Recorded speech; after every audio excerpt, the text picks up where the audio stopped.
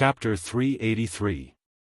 Naruto has been traveling with Jiraiya in the ninja world during this period of time, and he has indeed grown a lot, but Itachi Uchiha, who has been chasing Naruto and Jiraiya with Kisame, understood that the current Naruto's fighting mentality was completely different from the hot-blooded idiot Uzumaki Naruto he had a brief confrontation with not long ago. Such a double trap, can Naruto really come up with it?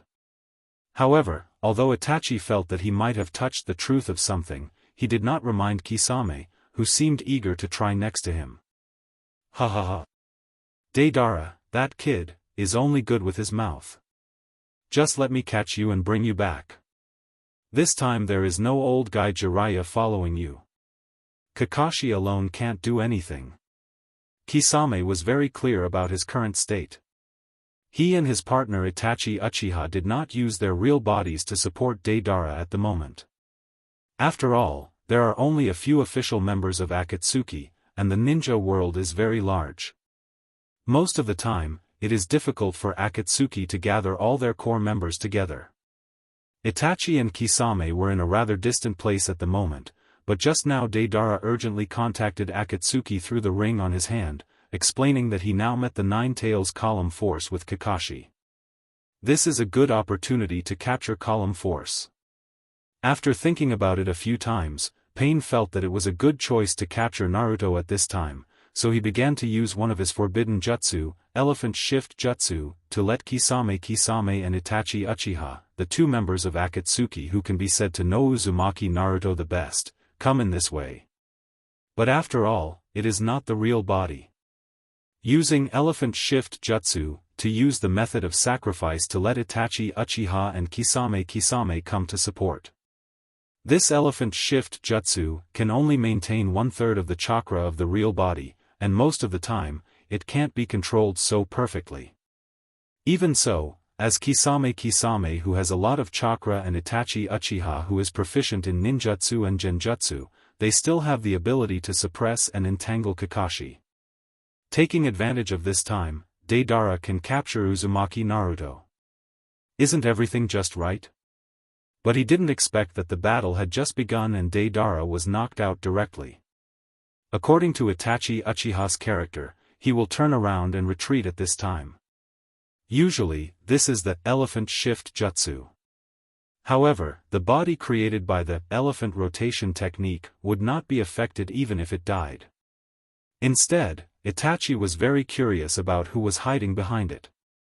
Even at this moment, himself slowly opened his Sharan slowly opening his Sharingan and began to join the battle began to slowly himself at this moment. After a round of dazzling hand speed battle, the battle between Chiyo and Sasori also came to an end. After all, the puppets of 3 generations Kazekage were more powerful than ordinary puppets. Even if Chiyo had used the father and mother puppets that she had modified to the extreme, it was difficult to bridge the gap in strength. Relying on the magnetic release of 3 generations Kazekage puppets, she controlled the magnetic iron sand scorpion to directly destroy the father puppet. In order to help Sakura avoid the magnetic attack, Chiyo could only control the mother puppet to hold Sakura and escape in embarrassment. But such a price made Chiyo lose the puppet that protected her, directly exposing herself in front of Sasori. Oh my god! When did you become so weak? It turns out that the terrifying Chiyo who could give up her son and daughter-in-law without blinking her eyes, is it really because of her age that she became indecisive? In Sasori's impression, sometimes the reason for his parents' death was that Chiyo didn't give them the protection they deserved. Seeing that at this moment, Chiyo actually risked her own protection to save Sakura, a ninja from Woodleaf, Sasori couldn't help but ridicule. It turned out to be like this: you have such a reason to resent me. In fact, I occasionally resent myself. I was the commander of the front line at that time, but why didn't I send a powerful ninja to protect my child? But when I think about it, although I resent myself so much, I don't regret my actions at that time. Looking at her grandson, Chiyo's face was full of sadness, but her eyes were particularly firm. Sunagakure is not my family's land, and I can't trample the interests of Sunagakure under my feet because of my personal feelings. Sunagakure is located in the land of wind, and the environment is harsh. Therefore, we try our best to see some places with abundant water and grass to support our people. But we are weak, and we don't have the powerful strength of wood leaf. If I have to transfer the precious high-end strength of the frontline to protect my family, I can't do such a thing. Sunagakure. Sunagakure. Sunagakure. Looking at Chio, Sasori's javelin became a little dull after transforming himself into a puppet, but he didn't know why at this moment. It was particularly fierce. You only have your Sunagakure in your heart, but I am different. What I care about has always been my family, my parents, and even my grandma. Sasori directly raised his hand, and between the jumping of his fingers, he manipulated the puppet of 3 generations Kazekage to use magnet release. Iron sand balls the size of marbles were suspended in the air, and it seemed that there were hundreds of them. If you can save yourself, you can also save this girl. But you only have one puppet, can you save both of you at the same time? Magnet release, double iron sand time rain. After Sasori shouted the name of the move, the black iron sand balls were like arrows leaving the string, attacking Sakura and Chio. Puff. Puff. Sakura and Chio tried their best to avoid such attacks, but after all, the number of iron sand balls was too much, and gradually, whether it was Sakura or Chio, they couldn't support it. At the moment when she found that Sakura couldn't support it, Chio's left hand's finger jumped, and the mother puppet, which was originally near Sakura, rushed to the front of Sakura. The puppet opened its hands and rushed straight to the front. A chakra shield quickly unfolded, and Sakura's crotch was attacked. Seeing that Chio no longer had any puppets to block the attack, Sasori manipulated even more iron sand to attack Chio. The powerful attack shrouded Chio in a huge cloud of smoke, making it impossible to see the specific situation. Chapter 384. When the smoke and dust dissipated, Chio's figure was still standing in place. However, Chio raised her right arm and a chakra shield appeared, just like the chakra shield of father and mother. If you look closely, it's not difficult to find that Chio also transformed her right arm into a puppet. My grandmother, aren't you most disgusted with the transformation of the human body? But in the end, you still transformed part of your body into a puppet. This is the road to the future, the road to eternity. Sasori's words really made Chio speechless for a while. Chio has always accused Sasori of transforming the human body into a puppet, but didn't she also transform her own body? She removed her seemingly crippled right arm from the elbow joint and hid the remaining half of her right arm in a wide robe. When Sakura saw that Chio's arm couldn't be used, she naturally quickly went to Chio's side and stood in front of her. It looked like she wanted to protect Chio. At this time, Chio's old figure gently floated to Sakura's ear. Sakura, you still have a chance to escape. Look at my expression, once I find a chance to entangle Sasori, you will leave immediately.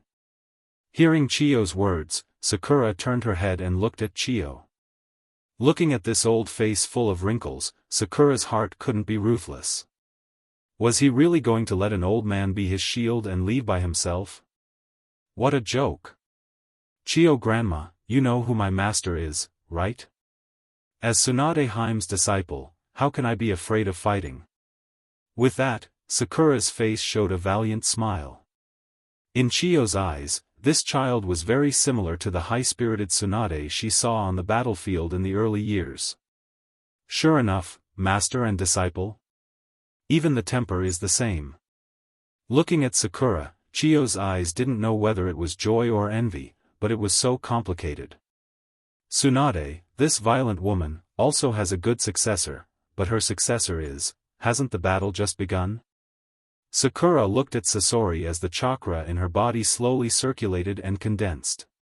His feet were slightly separated, with one foot in front and one foot behind. He squatted down slightly and clenched his fists. His right fist was placed beside his waist and his left fist was placed in front of him. At this moment, his eyes suddenly became sharp, as if a switch had been turned on. Ho! With a soft shout, Sakura stomped her feet and shot out like an arrow. Looking at Sakura, who was rushing straight towards him, Sasori didn't dare to underestimate her. He controlled 3 generations of Kazekage to continuously use magnet release to control iron sand to attack Sakura. However, for some reason, Sakura was able to dodge the increasingly dense iron sand attacks. Sasori also seemed to find that such scattered and easily detected long-range attacks didn't seem to be able to hit Sakura, who was too agile. It seemed that he could only attack in close range.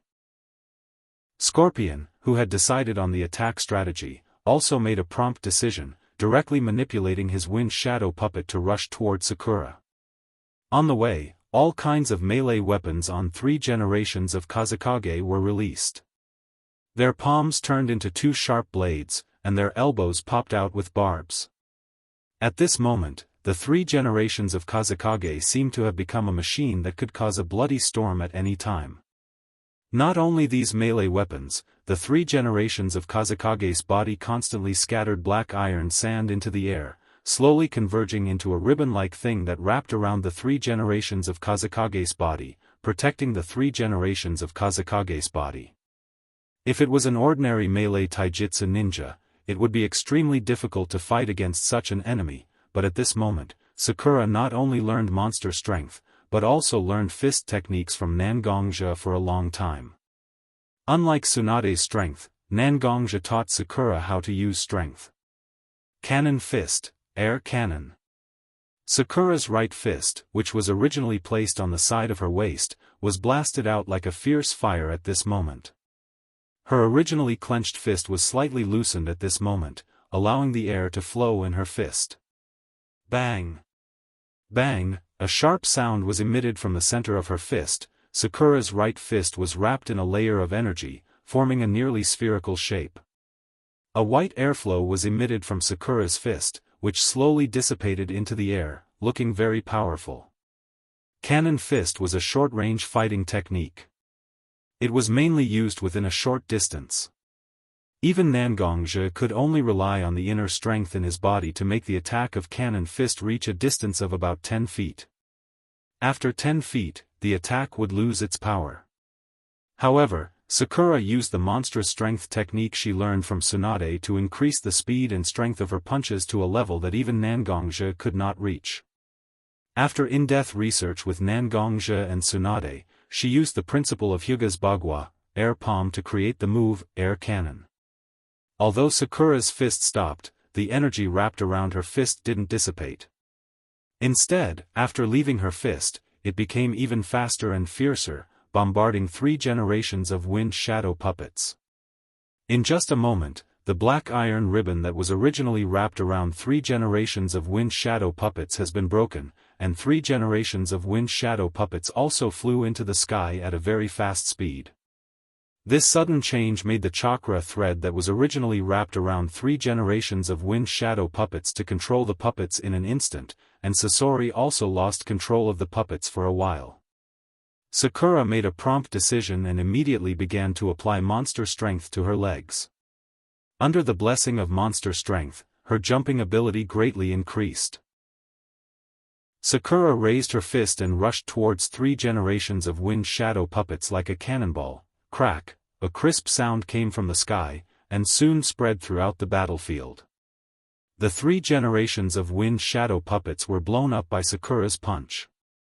The broken shell and the unknown internal parts scattered around, and some iron sand stored inside the body of 3 generations of wind shadow puppets also floated out. Just when Sakura's mind was slightly relaxed, a shuriken suddenly rushed out of the iron sand. Chapter 385.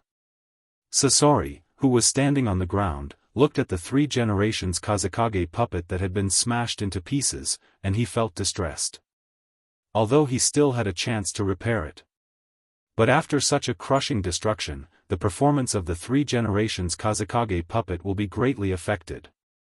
As for Sakura, Scorpion was too lazy to pay attention to it, because he had launched a sneak attack on Xiaofan at such a close distance, and she could not borrow strength in the air. No matter what, it was impossible for Xiaoying to escape this attack unscathed. Furthermore, this trump card of his was smeared with a highly toxic poison that he had researched and created. Even with the best treatment, the person would only be able to live for 3 days at most. After 3 days, the person would definitely die. However, what Sasori didn't know was that he also used this poison on Kenkuro before. After Sakura arrived at Sunagakure, the first thing she did was to treat Kenkuro. After the toxins were extracted, Sakura also took the opportunity to study them. Although she couldn't completely analyze the proportion of various drugs in these poisons, she had made some adjustments according to the general antidote made by Tsunade and made some time-effective antidotes. When she chose to attack the 3 generations Kazekage puppet in this way, Sakura didn't dare to say that she could avoid the large and small hidden weapons and iron sand attacks on the 3 generations Kazekage puppet. As a puppet master, Scorpion would definitely plant poison in all the places where it could be planted. Therefore, Xiaoying also secretly injected the antidote she held in her hand into her own body. Sakura, who was in the air, couldn't avoid being hit by the shuriken hidden inside the 3 generations Kazekage puppet. Although it didn't hit the vital part, there was still a shallow scratch on Sakura's left arm. The scratch wasn't very deep, and even blood didn't flow out, but at this moment, Sasori's face had a victorious smile. But everything didn't go as smoothly as Sasori imagined. Now, it was time for the antidote to work. The small tube of antidote that had been developed in an emergency could only last for 3 minutes. Within 3 minutes, even if she was attacked by Sasori's poison, she could easily deal with it, but after 3 minutes, it would be a dead end. Sakura slowly moved her body to the side of Chio Popo, and quietly took out a small tube of reagent from the ninja bag behind her and stuffed it into Chio Popo's hand without a trace. With one hand behind her back, she explained the effect and duration of the antidote to Chio Popo with sign language. "You're not affected by my poison?" Seeing that Sakura had clearly been hit by his own poison shuriken, but she still seemed to be completely unaffected as she approached Chio Popo. Without waiting for Sakura to explain the reason, Sasori guessed the reason. "Is it the kid who wanted to track me near the village? Did you get my poison from him and concoct the antidote?" Sakura nodded, seemingly agreeing with Sasori's statement. Since ancient times, detoxification has been much more difficult than making poison, because making poison can be tried again and again endlessly, but detoxification is often only one chance. Has the little girl in front of me surpassed me in pharmacology? Sasori couldn't help but ask himself. This is really... Looking at Sakura and also looking at Chio, Sasori's stiff face actually showed a smile. The dignified Sasori of the Crimson Sand was actually forced to this point by an old woman and a little girl? It seems that I shouldn't have hidden my strength from the beginning. Let me show you my true strength. With that, Sasori took off the black silk and red cloud robe he was wearing, and stood in front of Xiaoying and Chio with his upper body naked. Although Sakura and Chio also knew that Sasori had transformed himself into a puppet, when Sakura and Chio really saw the upper body of Sasori at this moment, they understood how terrible Sasori had done to himself. Sasori's upper body was pieced together by pieces of flesh that obviously didn't belong to human flesh, like building blocks to build the posture of Sasori's upper body. Sasori's abdomen had been completely hollowed out. Looking at the ropes wrapped in many circles inside, it was obvious that Sasori had transformed his abdomen into something similar to a twisted rope. Near Sasori's shoulder blades, there were also 2 long iron rods that seemed to be made of steel, and the other end of the iron rods was a sharp blade. On the scorpion's spine, there were many protrusions with holes, and the scrolls were placed in these holes. Sasori, looking at her own grandson, had become like this. Even Chio, who had experienced the vicissitudes of life, found it difficult to accept for a while. Her own grandson ruined his own body like this. Chio's heart couldn't help but begin to burn with anger. Sasori's intact left hand was placed near the right elbow that he had just dislocated. With a light flick of his finger, the arm that he had just dislocated to the ground had already returned to the elbow under the control of Chio. From his bosom, he pulled out a seemingly very thick scroll. His right hand grabbed the scroll and fiercely pulled it. The entire scroll's interior was exposed to the air. After inputting his own chakra into the scroll was immediately activated. A cloud of smoke was constantly produced along with the opening of the scroll, and after the smoke dissipated, a strange-looking puppet appeared. There were a total of 10 such puppets. Each puppet was dressed in a white robe, standing in front of Chio with different postures. Chio opened her hands and stretched them in front of her body. A chakra line was produced from Chio's fingertips and connected to the puppets. White secret technique, Kinsong 10 people. Join. After everything was prepared, Chio Popo used her low and powerless voice to call out the names of the 10 puppets in front of her. Clap clap clap clap. When the Kinsong 10 people completely appeared, Sasori unexpectedly couldn't help but clap his hands, as if he was very excited, and said to Chio, "The move that had been sealed by you is actually used again? It's really worthy of celebration. Then I will also let you see my move." After saying that, Sasori opened a piece of breastplate on the right side of his chest. A chakra line extended out from the hole after the breastplate was opened. 2 of the scrolls on Scorpion's back had been opened at some point in time. In an instant, a large group of puppets in dark red robes stood behind Scorpion. A rough estimate was actually close to 100. This was Red Secret Technique, 100 Machine Show. Chapter 386. On the other side of the battlefield, Naruto and Kakashi were confronting Itachi Uchiha and Kisame Kisame at the moment. Looking at Itachi Uchiha standing opposite, Kakashi also told Naruto how to face Sharingan in a timely manner. Naruto also listened very carefully to the teacher's explanation. He stared closely at Itachi Uchiha's body, trying to judge Itachi's actions by observing his body's movements. But this trick has been used by Guy before. Itachi naturally won't fall in the same place twice. Itachi slowly raised his hand on the side of his body, slowly clenched his fist, and then extended his index finger toward Naruto. Suddenly, Naruto felt his consciousness was in a trance. There was even a feeling of weightlessness, and he couldn't even stand firmly. The originally bright surroundings had suddenly turned into a slightly dim yellow color. Naruto knew that he had been pulled into Genjutsu by Itachi Uchiha for a while. Naruto tried to turn his body to observe the situation around him, but he couldn't move. Naruto even felt that half of his body didn't seem to be his own at this moment. Suddenly, a hand grabbed Naruto's neck.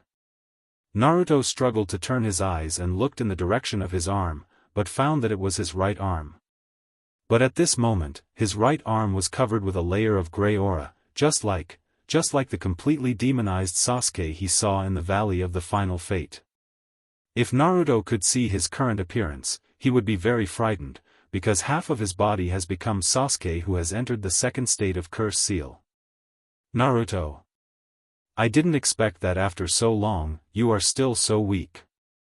What can a person like you do? A cold voice sounded in Naruto's ear. Naruto was so familiar with this voice, it was the voice of his close friend Sasuke. Yes, if it wasn't because he was too weak, how could he not stop Sasuke from leaving? Just when Naruto was still blaming himself, he felt a surge in his abdomen, and the coat that was tightly pulled up slowly opened at this moment. A pink-haired person came out of his abdomen and looked at him with resentment in his eyes. You promised me that you would come back with Sasuke. Your words were so solemn, and you kept saying that you would bring Sasuke back even if your hands and feet were broken. But, Naruto, did you really try your best? There is such a powerful existence in your body. As long as you are willing to pay a small price, you can become very powerful. But you didn't do this, you let Sasuke go.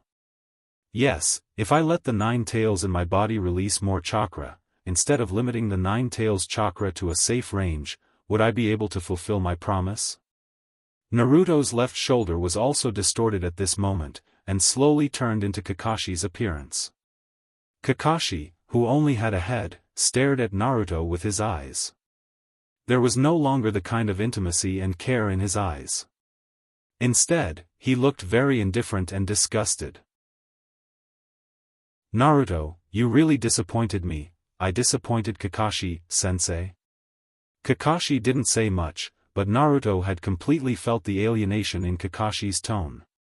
Just when there were other places on his body that were out of his control, Naruto's vision suddenly turned black. When he opened his eyes again, it was back to the original scene. Kakashi had already fought with Itachi Uchiha and Kisame alone. It was very fierce, but it seemed that Kakashi was still at a disadvantage. Did you wake up? A familiar voice broke into Naruto's ears. Naruto quickly looked at the source of the voice, but found that Nangongja was putting a hand on his body at the moment. Just now, you accidentally fell into genjutsu. Originally, I didn't plan to directly participate in the battle, but seeing that Kakashi had no time to help you, I came out to help you. Naruto seemed to still be immersed in his experience in genjutsu at the moment. He didn't even ask why Nangongja left the wood leaf and came here. Genjutsu is genjutsu after all, it targets the flaws in a person's psychology. Don't let the experience in genjutsu affect reality, do you understand?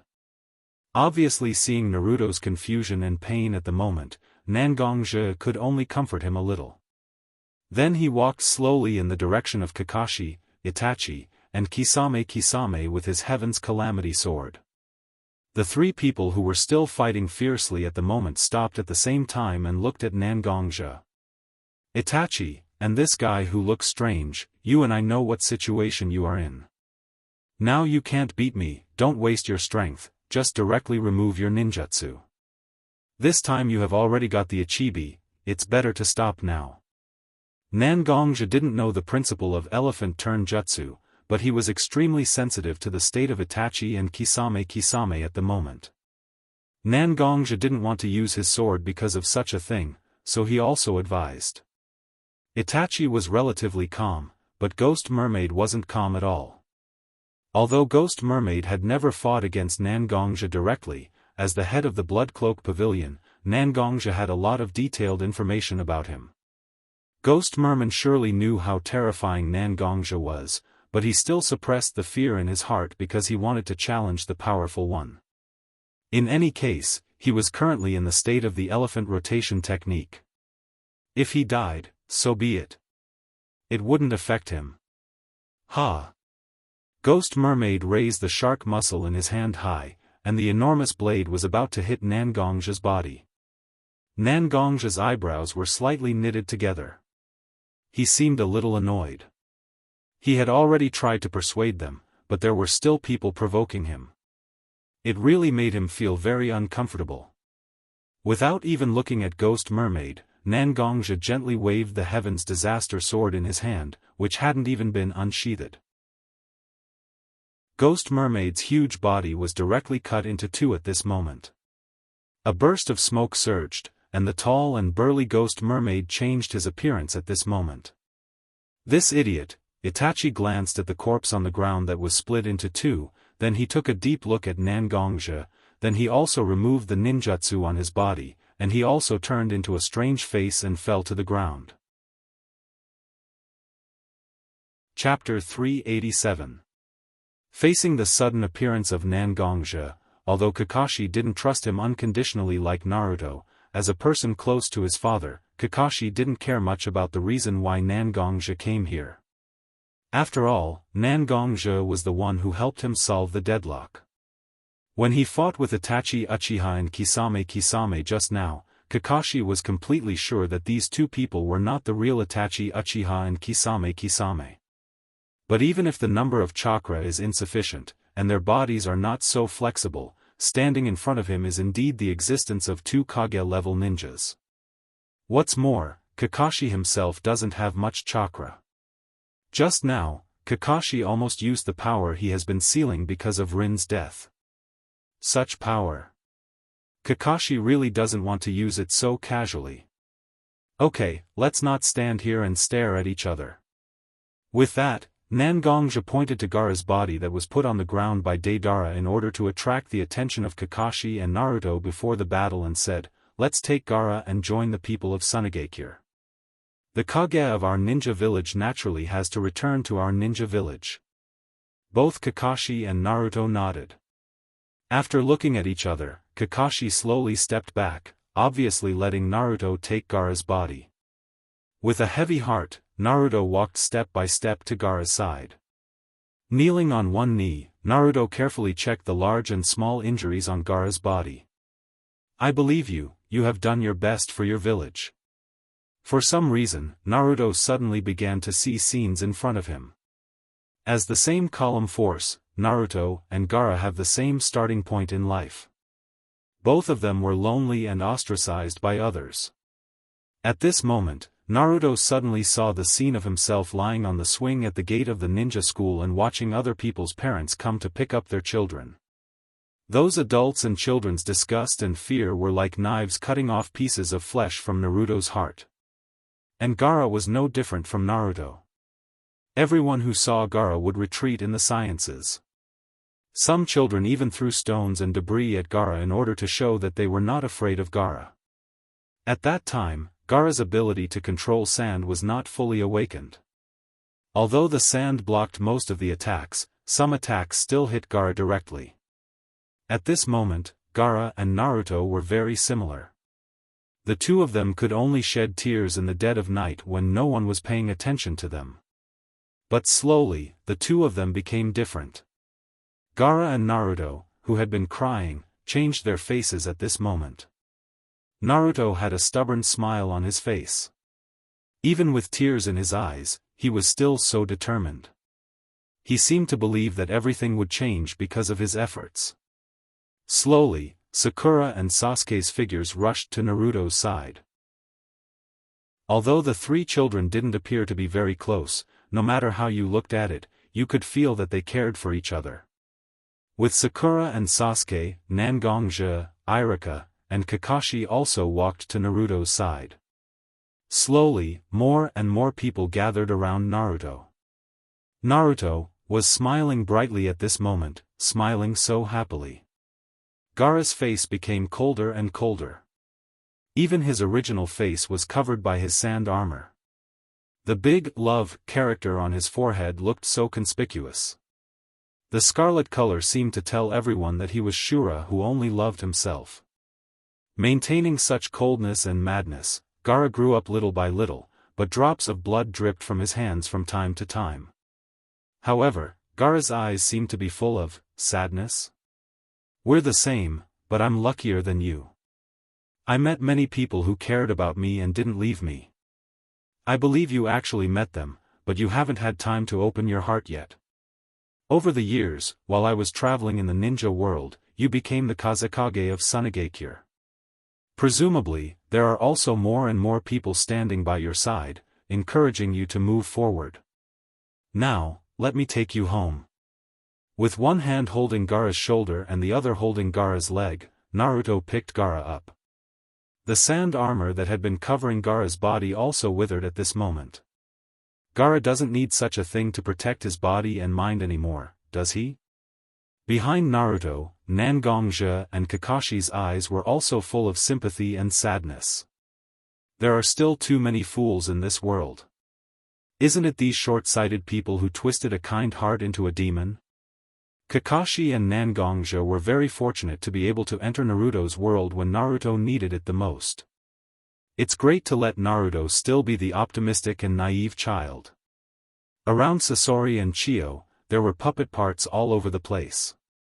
Sasori's red secret jutsu, 100 machine manipulation, was very powerful. Sasori once conquered a small country with this ninjutsu, which shows how terrifying it is. However, Chio Popo's white secret technique, near Pine 10 men, was also known as a powerful puppet that could fight against 10 men. There were also various kinds of combination skills between the puppets. She was evenly matched with scorpions close to 100 puppets. However, Chio was old after all. Although the power of the Kinmatsu 10 men was powerful, Chio was still a little lacking in stamina in a protracted battle. However, Sakura, who inherited Tsunade's monstrous strength and Nangongja's martial arts routine, was on Chio's side. Sakura and Chiyo cooperated perfectly when the opportunity presented itself. A Kinmatsu Tenmen puppet suddenly spat out a mechanical ball from its mouth. Sakura quickly grabbed the mechanical ball, passed through the layers of obstacles of the 100 machine manipulation puppets, and forcefully threw the mechanical ball in her hand towards Sasori. The mechanical ball immediately underwent various changes, like a strange beast head that opened its mouth to devour people. When Sasori was hit by the beast head, the huge impact also directly affected Sasori's body, and he was directly nailed to the cliff next to him by the beast head. The hundreds of puppets, which had been charging forward aggressively, now fell to the ground as if they had lost control of themselves. Chapter 388. The beast head transformed by this mechanical ball seems to have the effect of isolating chakra. The chakra threads that originally appeared from Scorpion's body have all disappeared at this moment. Of course, those puppets that were controlled by Scorpion lost control at this moment and naturally collapsed to the ground. Grandma Chiyo, where is the antidote I just gave you? Hurry up and use it. I just saw that you were scratched by Scorpion's puppet, you must not be careless. There was still a little distance between Chiyo and Sakura, but Sakura has already begun to remind Chiyo loudly. At this moment, Chiyo also felt that her body began to be a little numb, her hands trembled as she reached into the ninja bag on her body, apparently preparing to take out the antidote that Sakura just gave to her. But Sakura's originally concerned eyes became a little panicked at this moment, because at this moment, a puppet behind Chiyo stood up tremblingly. Looking back at Scorpion who was sealed in the beast head, but at this moment, the energy ball with the word Scorpion written on Scorpion's chest has disappeared, and the eyes that originally looked somewhat human at this moment have completely turned into a lifeless white. Chiyo only felt that the side of her face suddenly felt warm, that kind of feeling was like the touch of blood. At this moment, Xiaofan was already standing behind Chiyo Popo, using her own body to block the blade of the puppet that stood up trembling just now. The injury caused by this blade was very deep, directly penetrating Sakura's abdomen. Although Sakura avoided the vital parts in time, her body was still involuntarily affected by the poison. The time of the antidote has passed. Sakura, looking at Sakura who blocked the blade for her, Chiyo was also full of surprise. However, the stinging pain from the poison directly invaded Chiyo Popo's brain. Chiyo Popo's originally weak body was no longer able to stand up. Quick, use the antidote. Sakura also noticed that Chiyo's mother-in-law's condition was not good, so she immediately said to Chiyo intermittently. The price she had to pay for speaking like that was the wound on her abdomen. She vomited blood from her mouth. At this moment, the sword in the hand of the puppet that Scorpion possessed was naturally laced with Scorpion's special poison. The poison constantly played its role, and the feeling of numbness soon began to spread throughout Sakura's body. However, Sakura suddenly felt a cooling sensation in her legs, and the numbness slowly faded away. And the reason for these changes was naturally because Chiyo, who was already paralyzed on the ground, had used her own antidote on Sakura. Looking at Chiyo, who sacrificed her chance to detoxify the poison in order to save Sakura, a ninja from Woodleaf, Sasori's eyes were also in a trance. If his grandmother had been so humane and not so tyrannical, would his parents still have a chance to live? Would he be able to live his own life like a normal person? Not knowing why, Scorpion suddenly had a little doubt about his choice. But after all, Sasori had adhered to his own ideas for so many years. Such complicated thoughts were not unheard of. Naturally, Sasori quickly drove such doubts out of his mind. He tried hard to pull out his sword from Sakura's abdomen, but Sakura held the sword tightly, not letting Sasori succeed. Such a scene of Chiyo loving Sakura, and Sakura risking her life to protect Chiyo, was so dazzling in Sasori's eyes at this moment. Why? Why can't I be like Sakura and get the care of my grandmother? Why have I always been scolded and indifferent? With the birth of this thought in his heart, Sasori's eyes became more and more crazy. His right upper arm suddenly rotated, as if opening a mechanism. His upper arm and lower arm suddenly separated, and a sharp blade appeared in front of his upper arm. At this moment, Sakura also didn't react because of the sudden change. She just watched Sasori attack Chiyo. But Chiyo's fingertips twitched, and two figures suddenly appeared in front of Sasori. The familiar face made Sasori, whose emotions were fluctuating violently, stagnate for a moment.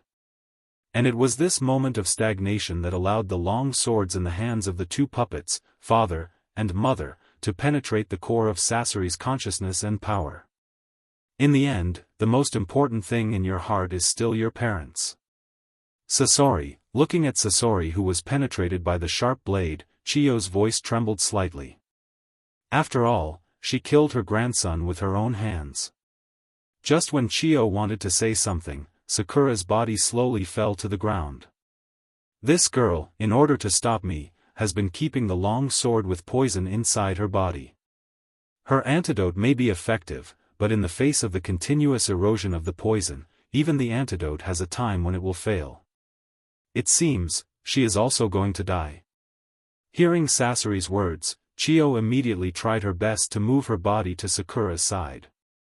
With the medical chakra attached to her hands, she slowly treated Sakura's wounds, and from time to time, she also encouraged Sakura. "Grandma, when did you become so confused?" "When I knew that this girl was a medical ninja, although the place I attacked was not a vital part, it was still a very troublesome place." "Grandma, how can you save this child with your half-baked medical ninjutsu?" Listening to Sasori's words, Chiyo's eyes flashed with a trace of sadness. "This is not a medical ninjutsu." With that, the light of the medical chakra in her hands slowly turned into the light of cyan chakra. "I am pouring my vitality into Sakura's body to stimulate Sakura's self-healing ability. No matter how serious the injury is, it is not worth mentioning under the full operation of the human body repair system." Sharing vitality? Hearing Chiyo's words, the face of his father and mother involuntarily appeared in front of Sasori's eyes. "Grandma, you really do a lot of boring things." Chiyo's face also showed a touch of indescribable color, nodded as if to comfort herself and said, "When people are old, they are always obsessed with some things and do a lot of things that sound silly." Chapter 389. Looking at the grandmother in front of him who looked familiar yet strange, Sasori felt that after he left Sunagakure for more than 10 years, his grandmother had seen and thought a lot of things clearly.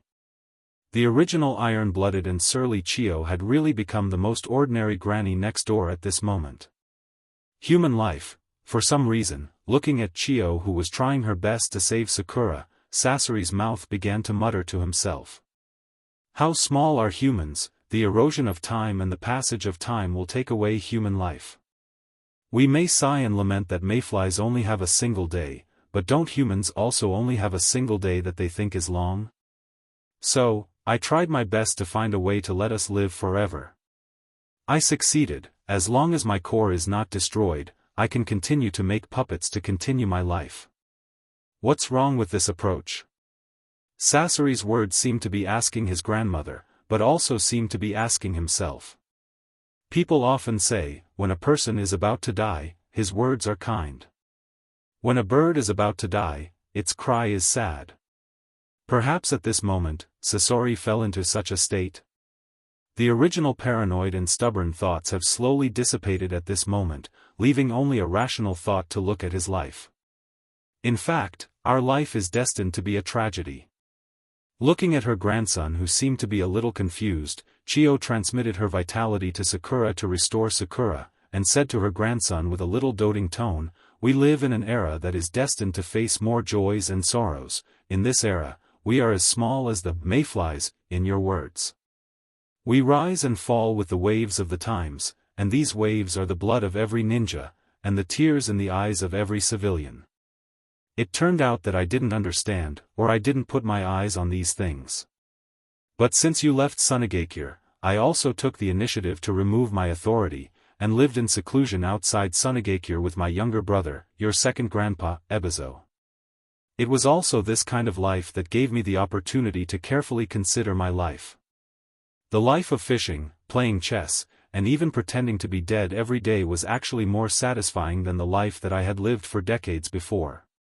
It was this kind of life that made me understand that everyone is equal, and everyone's life is worth respecting. As she spoke, Chio raised her head and looked at the scattered puppets belonging to Scorpion. These puppets were all human puppets, made from human bodies. Back then, when I discovered that you were creating human puppets, I wasn't that against it. This was because human puppets did have their own advantages, which ordinary puppets couldn't compare to. But as the chief advisor of Sunagakure, I can't tolerate and hide such things. That's why I lost my temper at you at that time, thinking that you don't have a long-term vision. But, Scorpion, my grandson, you are also someone who has suffered the torture of the death of your family. Don't these human puppets have their own families? Perhaps they have their own children. Putting yourself in the shoes of others, do you really think that you have no regrets for what you have done? Facing his grandmother's gaze, Scorpion couldn't help but be silent. The death of his parents was the eternal regret of his life, and it was the most primitive motivation for all of Scorpion's actions.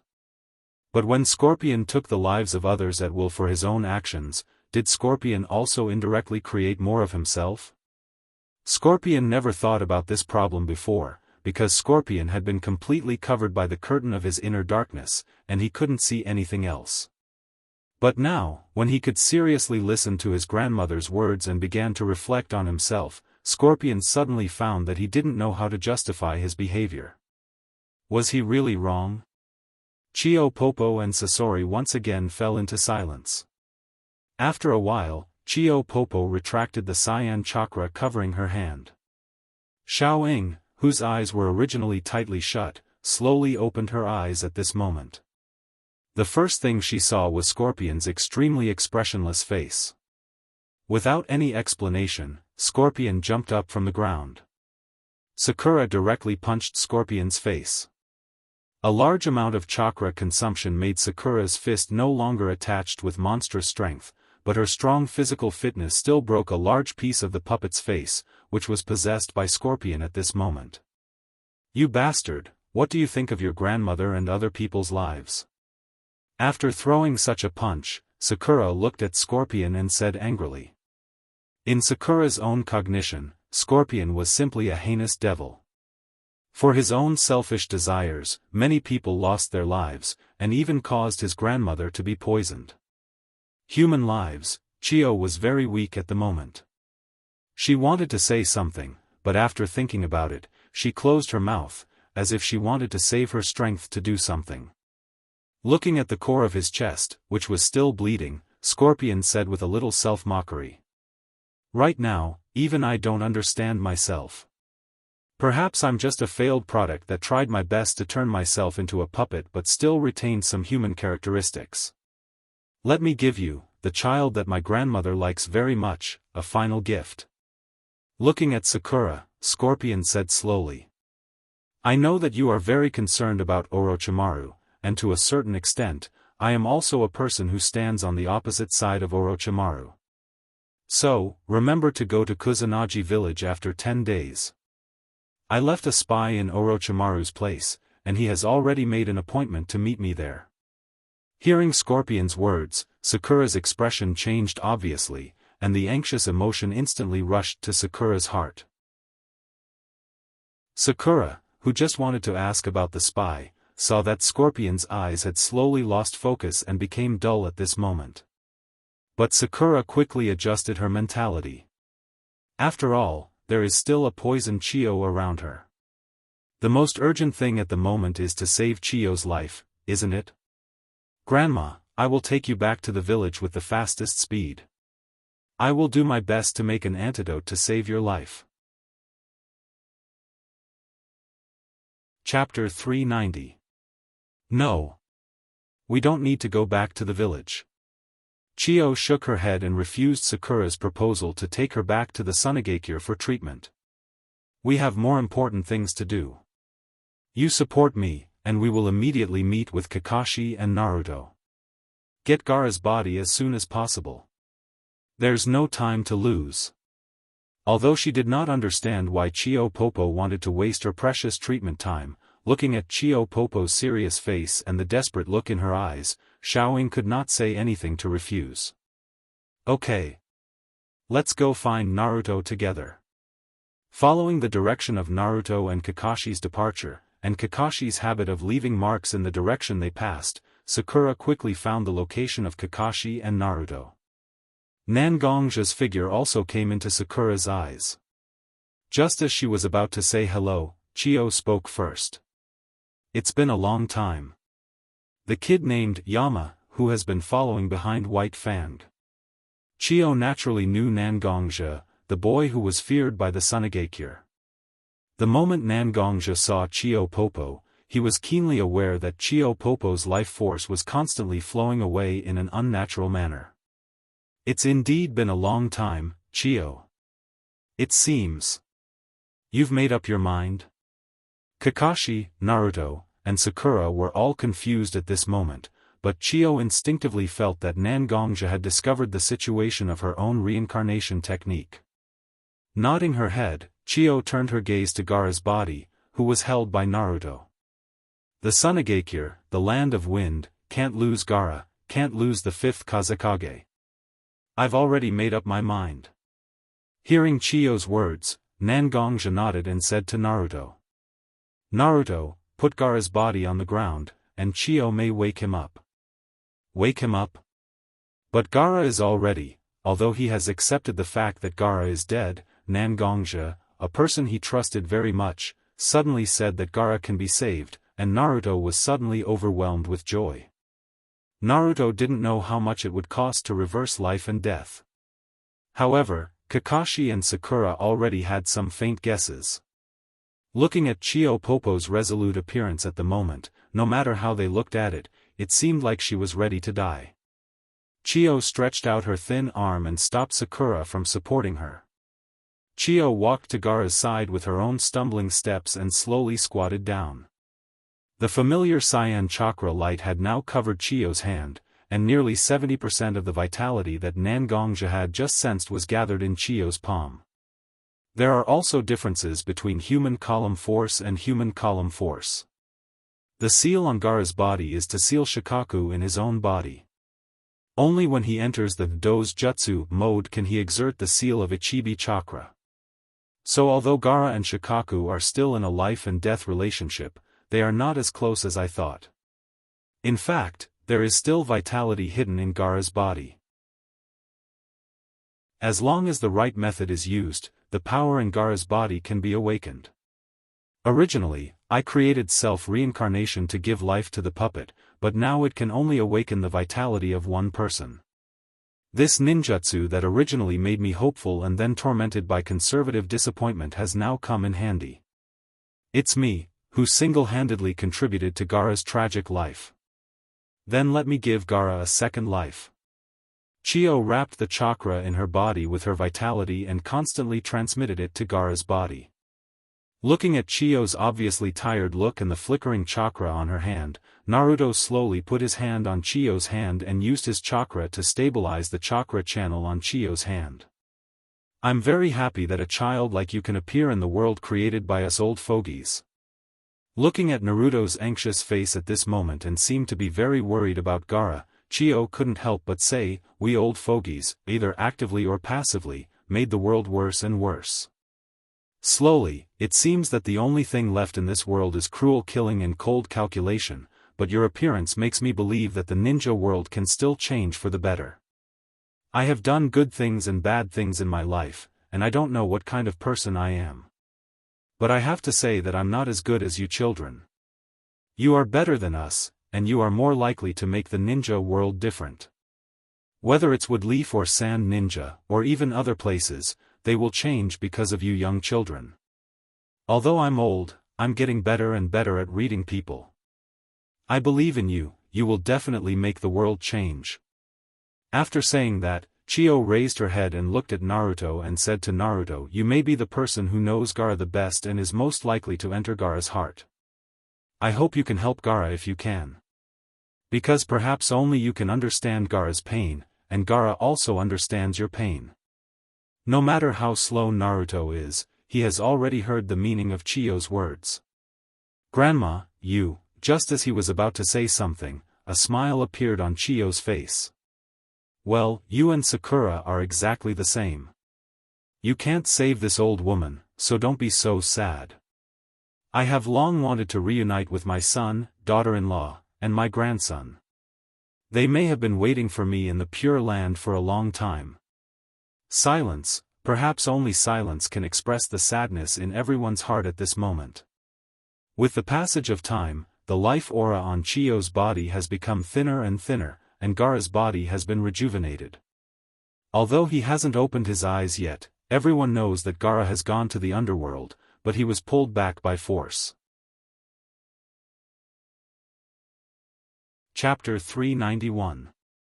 As time passed, the residual body temperature on Chiyo's body began to slowly decrease, and the heartbeat from Gaara's body became more and more deafening.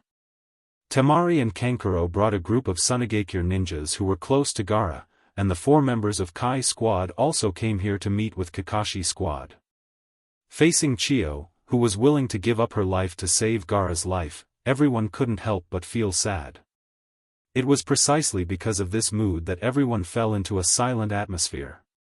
Temari looked at her brother who was unconscious on the ground and couldn't speak for a while. She could only stare at Gaara's face silently. Just as Temari looked at her brother's face intently, she suddenly found that Gaara's eyelashes trembled slightly. Seems like Gaara is about to wake up. Gaara's eyes kept trembling slightly, as if he was trying his best to open his eyes. Finally, the closed eyes opened. The eyes that had always hidden a kind of madness in everyone's impression were exceptionally clear at this moment. "You've finally woken up. Big sister was really worried sick about you." Seeing her little brother open his eyes, Tempura also displayed the attitude she should have as an elder sister. Although Kankuro, who was standing on the side, didn't speak, the deep strangeness in his eyes was so obvious. Since meeting Naruto, Gaara also slowly began to try to accept his sister and brother and let them slowly get close to his heart. But after this near-death experience, Gaara suddenly felt that the gap between him and his sister and brother had become less. Looking around, there were some familiar faces. There were his own direct Umbu, some of his own think tanks in dealing with government affairs, and even Kakashi and Nangongja who stood a little bit away, but the most eye-catching was Naruto, who was half-kneeling on the ground with Chiyo in his arms. "Naruto." Hearing Gaara's call, Naruto also turned his eyes to Gaara, and the strong sadness in his eyes was so obvious. Sadness? Why would he be sad? He had been rescued by them from the Akatsuki, even though the Ichibi in his body no longer exists. The Ichibi no longer exists? Gaara suddenly realized the seriousness of the matter. As a Jinchuriki, his life was dependent on the tailed beast in his body. His tailed beast was taken away, but he didn't die. Instead, he was alive and well. This was the most important problem. What means can reverse life and death, and what price will it take to reverse life and death? Gaara was very smart. Naturally, he understood what happened from Naruto's attitude and the state of Ebizo standing silently beside Naruto. Did Grandma Chiyo save him? In Gaara's impression, Chiyo was not so amiable. She was even a little overbearing. But such a senior in Sunagakure was willing to give up her life to save a young Kazekage? Involuntarily, Gaara felt a huge weight on his shoulders. No matter what, let's return to the village first before making a fuss. Looking at his brother and sister standing beside him, Gaara's superior aura as a Kazekage immediately emerged from his body. Although he still looked weak when he spoke, Gaara, who stood up tremblingly, was like a stabilizing needle at the moment, calming everyone's heart. With the help of Temari, Gaara slowly walked to Kakashi and Nangongja. "Many thanks to the 2 strong men from Konoha who are willing to take the risk to rescue me, Sunagakure is grateful." As a Kazekage, being able to say grateful to Nangongja and Kakashi, who belong to other shinobi villages, is already very surprising. Nangongja and Kakashi can be regarded as old foxes after all. Nangongja responded to Gaara's politeness. Kazekage-sama is too polite.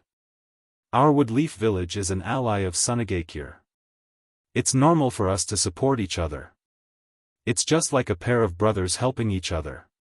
So there's no need to say grateful.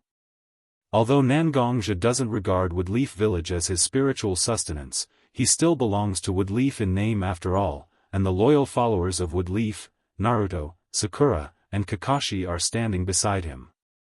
Nangongja naturally can't avoid such a scene. You guys have worked hard to rescue me. Why don't you go to Sunagakure with us to have a good rest? Gaara's eyes have been staring at Naruto, seemingly hoping that Naruto can speak for him, but Naruto seems to be thinking about other things at the moment and didn't notice Gaara's eyes at all. Looking at Gaara's eager eyes, Kakashi took a few steps forward and said to Gaara, "Don't worry. Thank you for your concern, Kazekage-sama, but we still need to return to Woodleaf village to report. Although we also want to go to Sunagakure to communicate with you, we can't." Kakashi's words were obviously an excuse, but after all, Gaara couldn't ignore the Kazekage's reservedness and shamelessly asked Naruto and the others to stay in Sunagakure.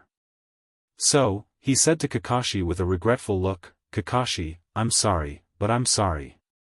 Hatake Jonin is right. I was too abrupt. Since you need to return to the village to report the mission, then I won't force you to stay. I also hope that you can bring my most sincere gratitude and sincere friendship to Woodleaf's fourth Hokage. Sunagakure and Woodleaf village will be the closest allies." With that, Gaara even slightly bowed to Kakashi and Nangongja. "We don't dare, we will naturally convey your goodwill to Hokage-sama." Gaara nodded and gave a look to the ninjas of his ninja village. The Sand ninjas also understood and disappeared in a few flashes. Chapter 392. Seeing that the Sunagakure people had left, Sakura slowly told Sasori about the so-called gift of Sasori, the precious information about Orochimaru's whereabouts. In fact, Nangongja and Kakashi could have promised Gaara to go to Sunagakure, but Sakura's secret gesture made Kakashi come forward and say words of refusal to Gaara. "So what are you going to do?" Looking at Sakura, Naruto, and Kakashi, Sasuke's sensei, Nangongja couldn't help but ask. "I don't know, my mind is in a mess now."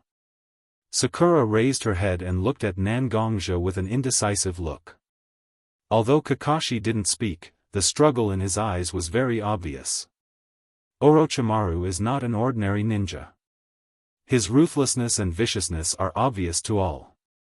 Although Kakashi also hopes that Sasuke will not go on any evil path, if the price of doing so is to push his two subordinates into a more dangerous situation, Kakashi is unwilling to do so.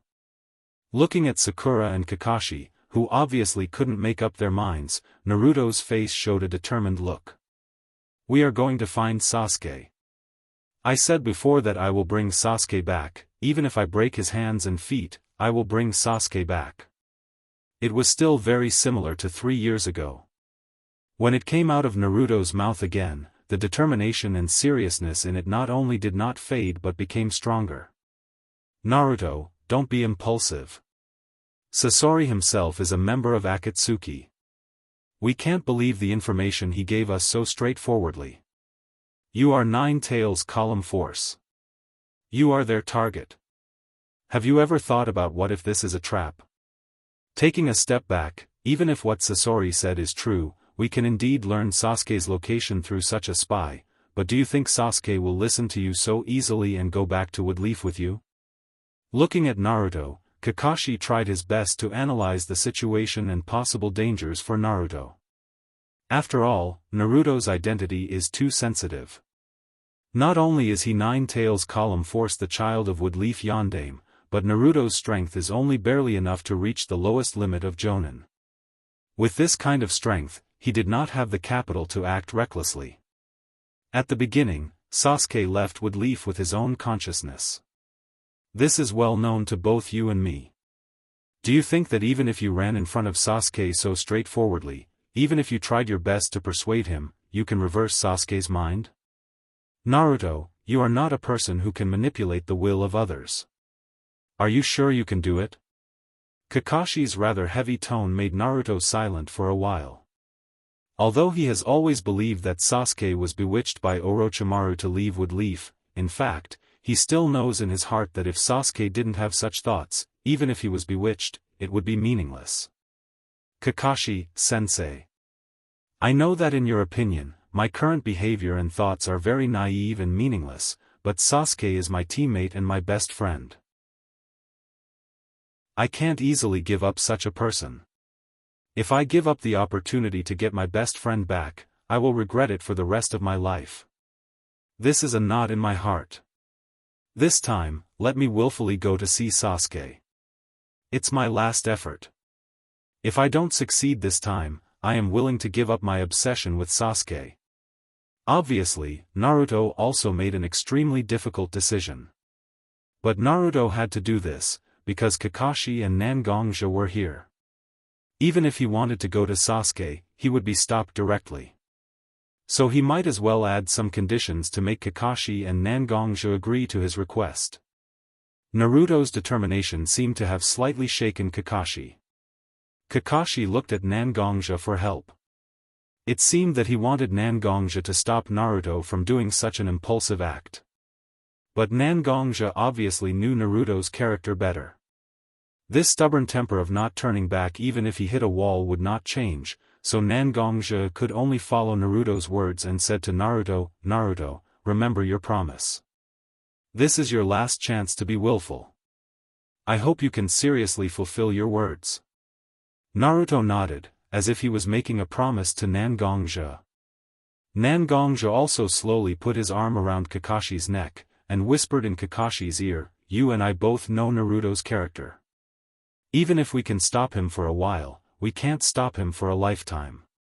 This time, you follow the two of them to find Sasuke. You don't even have to think about it to know that they will not bring Sasuke back to the village.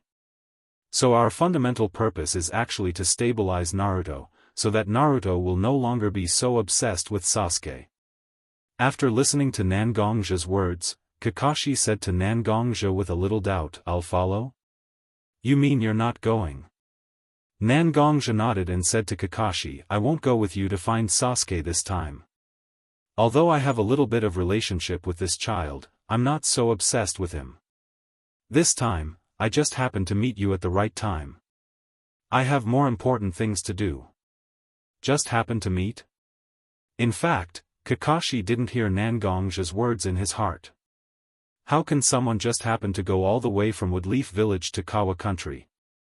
But the so-called, more important things, in Nangongja's words are very likely. After all, for Kakashi, who is more familiar with Nangongja, Nangongja is shrouded in a mysterious veil.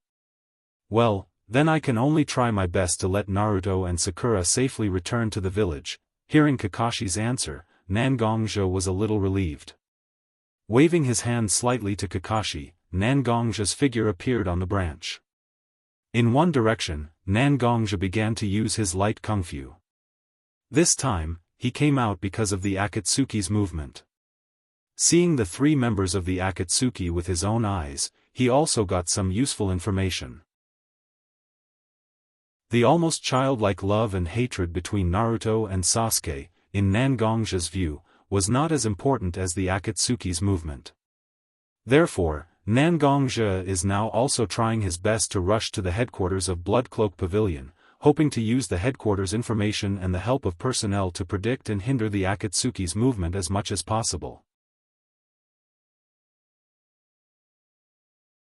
Chapter 393. Head. In front of the gate of the Bloodcloth Pavilion's headquarters, two Bloodcloth Pavilion disciples dressed in Greenwood altar uniforms bowed respectfully to Nangongja, who was standing at the gate. Although Nangongja had not spent much time in the Bloodcloth Pavilion's headquarters in the past few years, Nangongja's prestige had increased instead of decreasing. Nangongja and Bai Shui had rescued the Bloodcloth Pavilion from the brink of collapse. They had formulated a series of development policies, allowing the Bloodcloth Pavilion to slowly emerge from a hidden organization and become a huge force that every disciple of the Bloodcloth Pavilion could proudly declare their allegiance to. All of these actions were constantly spreading his influence. Just like the two disciples who were looking at Nangongzhe with longing, most of the disciples of the Bloodcloth Pavilion had a yearning and admiration for Nangongzhe. The altar master of the Five Elements altar, who was originally the center of power in the Bloodcloth Pavilion, had now retired to the second line. As the head, Nangongzhe had become the core of all the disciples of the Bloodcloth Pavilion. No need to be so polite. Go and inform the altar master of Bai Shui to come to my office. I have something important to discuss with her. Nangongzhe gently raised his hand in the air. The two disciples who were bowing to Nangongzhe were now supported by an invisible force. After witnessing Nangongzhe's powerful strength and seeing Nangongzhe's peaceful attitude toward disciples like them, the two disciples were grateful and nervous. Yes, we understand. The two disciples looked at each other. One of them turned around and entered the headquarters, running toward the office of the Bai Shui altar. Nangongzhe nodded to the other disciple and entered his office in the Bloodcloth Pavilion. When he opened the door of his office, nothing had changed. It looked spotless. Nangongzhe casually hung his coat on a hanger and casually paced around his room. Soon, there was a soft knock on the door of Nangongzhe's office. Nangongzhe also straightened his expression and sat on his seat. After clearing his throat and tidying up his clothes, Nangongzhe continued, "I'm sorry, but I'm sorry. Please come in." The door was quickly opened. Bai Shui, who was wearing a green dress, stood outside the door. Although several years had passed, time did not seem to have left the slightest trace on Bai Shui's body. No, it could not be said that there was no trace. Bai Shui tied her hair into a bun on top of her head, revealing her fresh and beautiful face. That kind of gentle feeling became even more intense, and there was a kind of refreshing feeling that hit him in the face. "Head, the altar lord of Bai Shui altar is here to report." When Bai Shui saw Nangongzhe, she slowly bowed to Nangongzhe. Nangongzhe didn't show off his ability to support the two disciples at the door. Instead, he personally walked up and helped Bai Shui up. After closing the door of the office, Nangongzhe brought Bai Shui to the sofa in the office. "Head, you haven't come to the headquarters for a long time. Do you have any important matters that require our assistance?" Bai Shui's tone seemed to be a little reproachful as she spoke to Nangongzhe, who was just like her younger brother. "Big sister Bishui, you should understand that managing a huge force is not my goal. This headquarters has Sister Bai Shui, Old Man Aoki, Ho Tu, and Akame's assistants. This place is not mine, right?" Among the 5 altar lords of the 5 Elements altar, Bai Shui was undoubtedly the closest to Nangongzhe. Therefore, Nangongzhe did not mind revealing his thoughts in front of Bai Shui. "This time, I came to the headquarters of the Blood-Robed Pavilion because of the Akatsuki, the mortal enemy of our Blood-Robed Pavilion. When I was in the Woodleaf village, I received the news that Gaara was kidnapped by the Akatsuki. After that, I immediately went to the Sunagakure. I've watched more than half of this one-tail capture battle. It turns out that the Akatsuki itself has a very convenient way to seal the bijou. It took less than 4 days for Gaara to be taken away and for the tailed beast in his body to be stripped. This kind of mobility is extremely advantageous. Although there is no eternal enemy in the world, the Akatsuki has lost too many people in our hands. How can a person who cut a piece of flesh from your body be so easy to forget? Therefore, we still need to do everything possible to suppress the strength of the Akatsuki, so that they have no spare energy to be distracted. Originally, the Blood-Robed Pavilion pursued survival, and the Akatsuki pursued power. Originally, there was no conflict between these two forces. However, step by step, they were on opposite sides. Among them, the Akatsuki besieged the Blood-Robed Pavilion before, and even used the altar lord of the Blood-Robed Pavilion to help him. This was also one of the reasons Nangongzhe just said. But the power of the Blood-Robed Pavilion has slowly emerged at this moment and became a part of the ninja world. Although the purpose of the Akatsuki is unknown, it must be to disturb the current situation of the ninja world. Whether it is the old forces like the 5 great ninja villages or the blood-robed pavilion, they are undoubtedly pursuing temporary peace in the ninja world. This is the real most important reason, and it is also the most important reason that cannot be told to outsiders. I already understand little brother Nangong's idea. You don't need to spend so much effort to persuade me. I am firmly on your side. You only need to consider how to fully mobilize the power of the blood-robed pavilion to achieve your own goals. As long as it is something that Big Sister can do, Big Sister will naturally do her best to help you. Bai Shui looked at Nangongzhe, who had a serious expression on his face, and chuckled. That kind of love and support from the heart, Nangongzhe felt so clearly. Big Sister, I will go to find all the information for you. We will analyze the next step of the Akatsuki in a while, and do everything possible to make the Akatsuki's collection of bijou encounter more obstacles or even failure. Just finished speaking, Bishui twisted her slender body and walked toward the door of Nangongzhe's office. Involuntarily, the feeling of being trusted by others slowly filled Nangongzhe's heart at this moment. Bishui, Big Sister.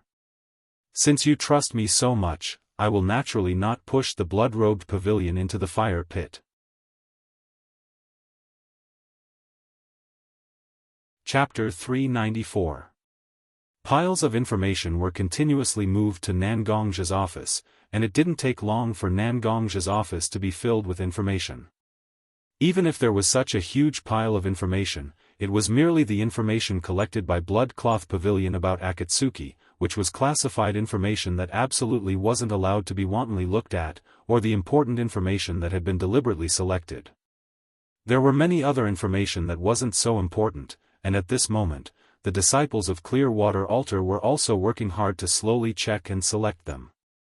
From the information we know now, we can confirm that the goal of the Akatsuki organization is the 9-tailed beasts that were distributed to various ninja villages under the control of Senja Takuma, the god of shinobi. We don't know the reason and purpose of the Akatsuki organization's collection of tailed beasts, but we can confirm that the purpose of the Akatsuki organization is not a simple collection hobby, but to set off a revolution that will sweep the ninja world. Holding the information in his hand, Clearwater began to slowly summarize the records in it. Among them, the Sanbai Isabu was once expelled by the Akatsuki organization, but the plan failed because of the obstruction of the leader. Not long ago, the Ichibi Shikaku was captured by 2 official members of the Akatsuki organization, and they even pulled the Ichibi out of his body. In order to save the life of Gaara, the chief consultant of Sunagakure, Chiyo, sacrificed herself to save Gaara, and Woodleaf also sent people to help Sunagakure recapture the Kazekage. The relationship between Sunagakure and Woodleaf village became warmer. After this battle, the 2 official members of the Akatsuki organization who forcibly captured Gaara, Deidara, and Sasori, one of them lost his right arm, which is very important for him to cast jutsu, and the other even lost his life. According to the information we know, the official member of the Akatsuki organization is actually only 9 tails, and this action directly killed one and crippled the other. Their combat power directly decreased by nearly a quarter. Even if the Akatsuki organization is not a close organization, in order to achieve their purpose, they will definitely change their approach. When Clearwater said his judgment, Nangongzhe also slightly nodded to show his agreement. This time, losing members like Sasori and Deidara, no matter which organization it is, will feel heartache. Therefore, it was inevitable that Akatsuki would change their plan. Since this time they suffered a loss in the hands of a big ninja village, then the Akatsuki is likely to put their eyes on Column Force, who has no backing from a big ninja village. Among the 9-tailed beasts, we can confirm that the 3-tailed Isabu and the 6-tailed rhino dog are either wild or sealed in the body of the renegade ninja. Although their whereabouts are hidden and difficult to find, they are still the best targets. Nangongzhe made his judgment after reading the information about the 9-tailed beasts collected by the Blood Cloak Pavilion. In addition, the Nanabai Halcyon itself belongs to the waterfall village of the Waterfall Country.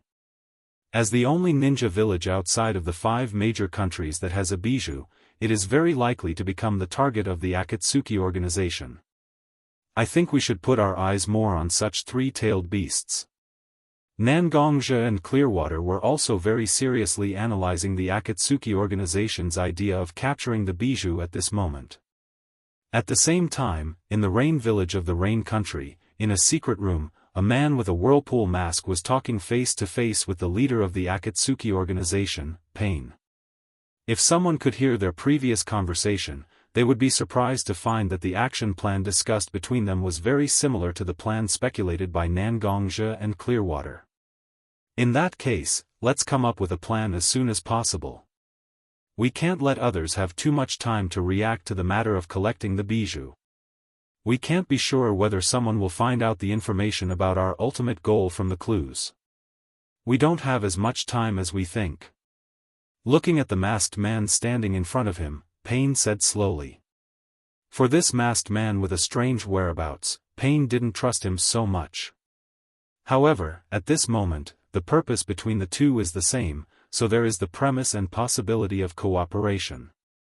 The masked man, who only revealed his right eye, at this moment, the three-tomo Sharingan in his eyes slowly turned, that kind of cunning and ruthless look was so obvious. Even Pain, who has a cooperative relationship with him, secretly raised his vigilance at this moment. I understand, I will come up with a plan as soon as possible. As for the dead Sasori, his position of Jade Girl will be inherited by me temporarily. It's also time for me to make some visible contributions to our organization, isn't it? After that, the masked man's mouth softly made a sinister smile. You can tell other members, my name is Hoodlum. When this sentence was finished, the masked man, the so-called Hoodlum, began to slowly distort, and the real figure slowly disappeared in the space vortex at this moment. The secret room finally returned to silence, and Pain stood in the same place, staring at the wall in front of him.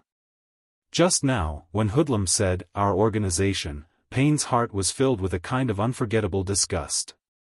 The Akatsuki was established by him, Conan, and Yahiko. It was his lifelong dream and spiritual sustenance, how could it be tarnished by a schemer like Hoodlum? However, did Pain really think about whether he had tarnished his dream and spiritual sustenance? It's easy to resent others, but it's even easier to forgive your own mistakes. But there is no doubt that at this moment, Pain didn't realize how far his behavior had deviated from the original goal of the Akatsuki to pursue peace. Perhaps, this was Nagato's way of escaping from the pain in his heart after Yahiko's death. Even with the most powerful eyes in the world, the Rinnegan, Nagato never became a sage. Instead, he was more bound by the world of mortals. The resentment in his heart made Nagato's originally gentle and sensitive heart become more and more twisted. The Akatsuki will still stir up the world of shinobi, but that kind of satisfaction and happiness from the heart, perhaps it will be difficult for Nagato to feel again in this life. Just wait, I will collect the nine-tailed beasts and become the strongest existence in the world. This world will, under my guidance, truly move towards peace. Chapter 395. While Nangongjia and Bisui were sorting out the collected information about the Blood Cloak Pavilion, Naruto's group also received a letter that disrupted their plan to go to the Land of Grass. The letter was signed by the Hokage's office in Woodleaf Village of the Land of Fire, and was personally signed by the fourth Hokage, Watergate. The first rule of a ninja is to complete the task, and this letter from the Hokage is the most important task for the ninja of Woodleaf Village. No matter how unwilling Naruto was, Kakashi still forced Naruto to return to Woodleaf Village. After separating from Sakura and Naruto, Kakashi came to the door of the Hokage's office. The letter from Watergate, Sensei didn't make it clear why they were summoned back, so Kakashi, who was standing at the door of the Hokage's office at the moment, didn't know what was going on, but as his sensei, Watergate wouldn't embarrass him, so Kakashi adjusted his breathing a little and knocked on the door of Watergate's office. Come in, Watergate's voice sounded from inside the door, and it sounded a little low, obviously he wasn't in a very good mood. Don't look at Kakashi's usual lazy appearance, but as a veteran jonin of Woodleaf Village, he still has the basic ability to observe people's body language. Kakashi braced himself and opened the door of the Hokage's office. The room was a little dark, and the large windows in the Hokage's office were covered by curtains, leaving only a little bit of light stolen from the gaps to bring some light in the office. Watergate was sitting on the sofa in the office at the moment, and opposite Watergate sat a white-haired man with glasses and a white-haired woman with a bun on her head. Kakashi knew these two people. They were the two consultants of the elders of Kiba, Mito Monitis and Zhuan Xiaochun. At the four corners of the office, there were several umbu who belonged to Watergate. Even if they were invited by Watergate, Kakashi, who used to be an umbu, they still swept Kakashi with sharp eyes. Kakashi knew that this was their duty, but he still felt some repulsion in his heart. "Hello, sensei." "Hello, two consultants." Resisting the discomfort in his heart, Kakashi greeted Watergate, Zhuan Xiaochun, and Mito Monitis. "Sensei gave me a letter, asking me to rush back to Woodleaf, but I didn't expect the two consultants to be here. In that case, I will take my leave first. When the matter is settled, I will come back to find Sensei." Kakashi.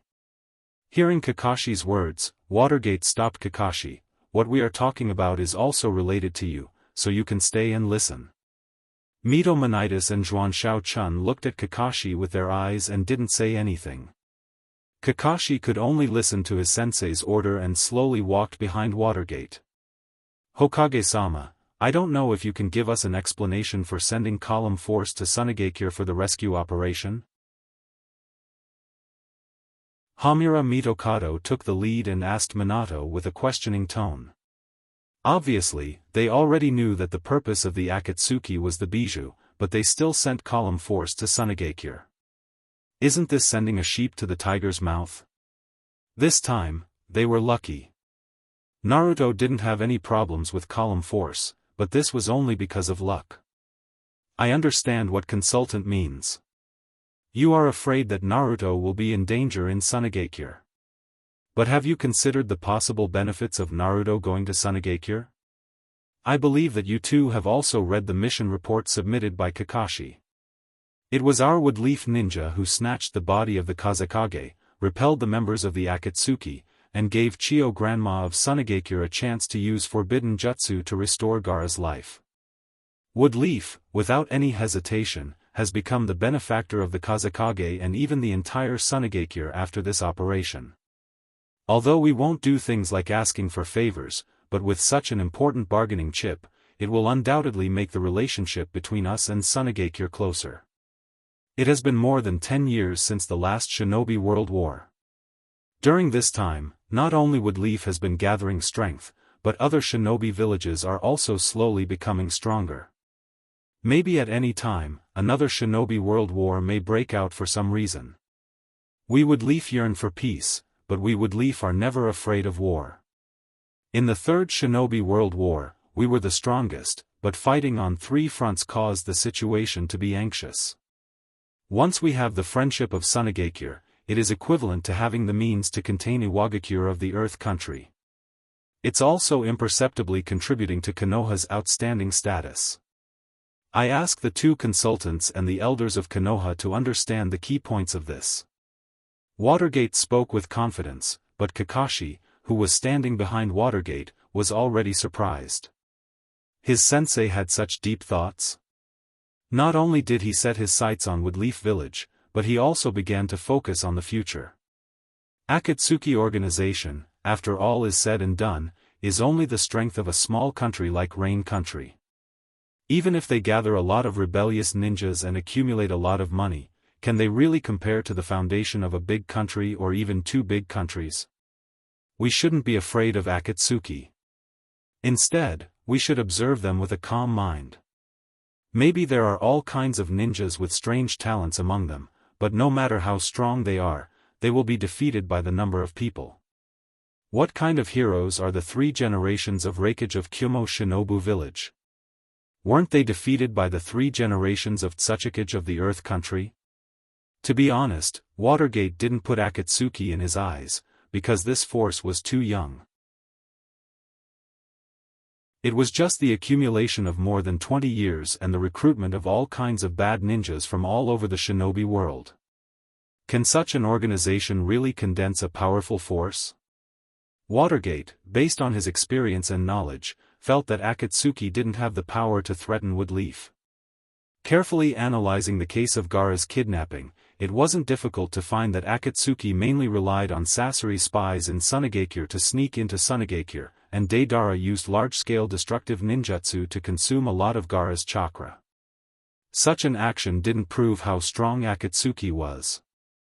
This method was naturally no problem for Sunagakure, but it was too arrogant to use it against Woodleaf.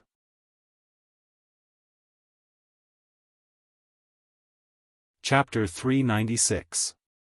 Woodleaf is different from Sunagakure.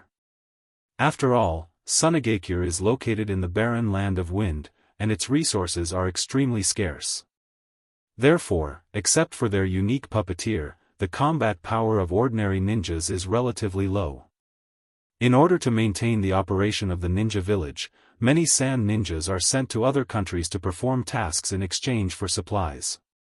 What Akatsuki did was to choose or use their own savings to create a situation where Sunagakure is lacking in ninjas and can only rely on Gaara to resist the invasion.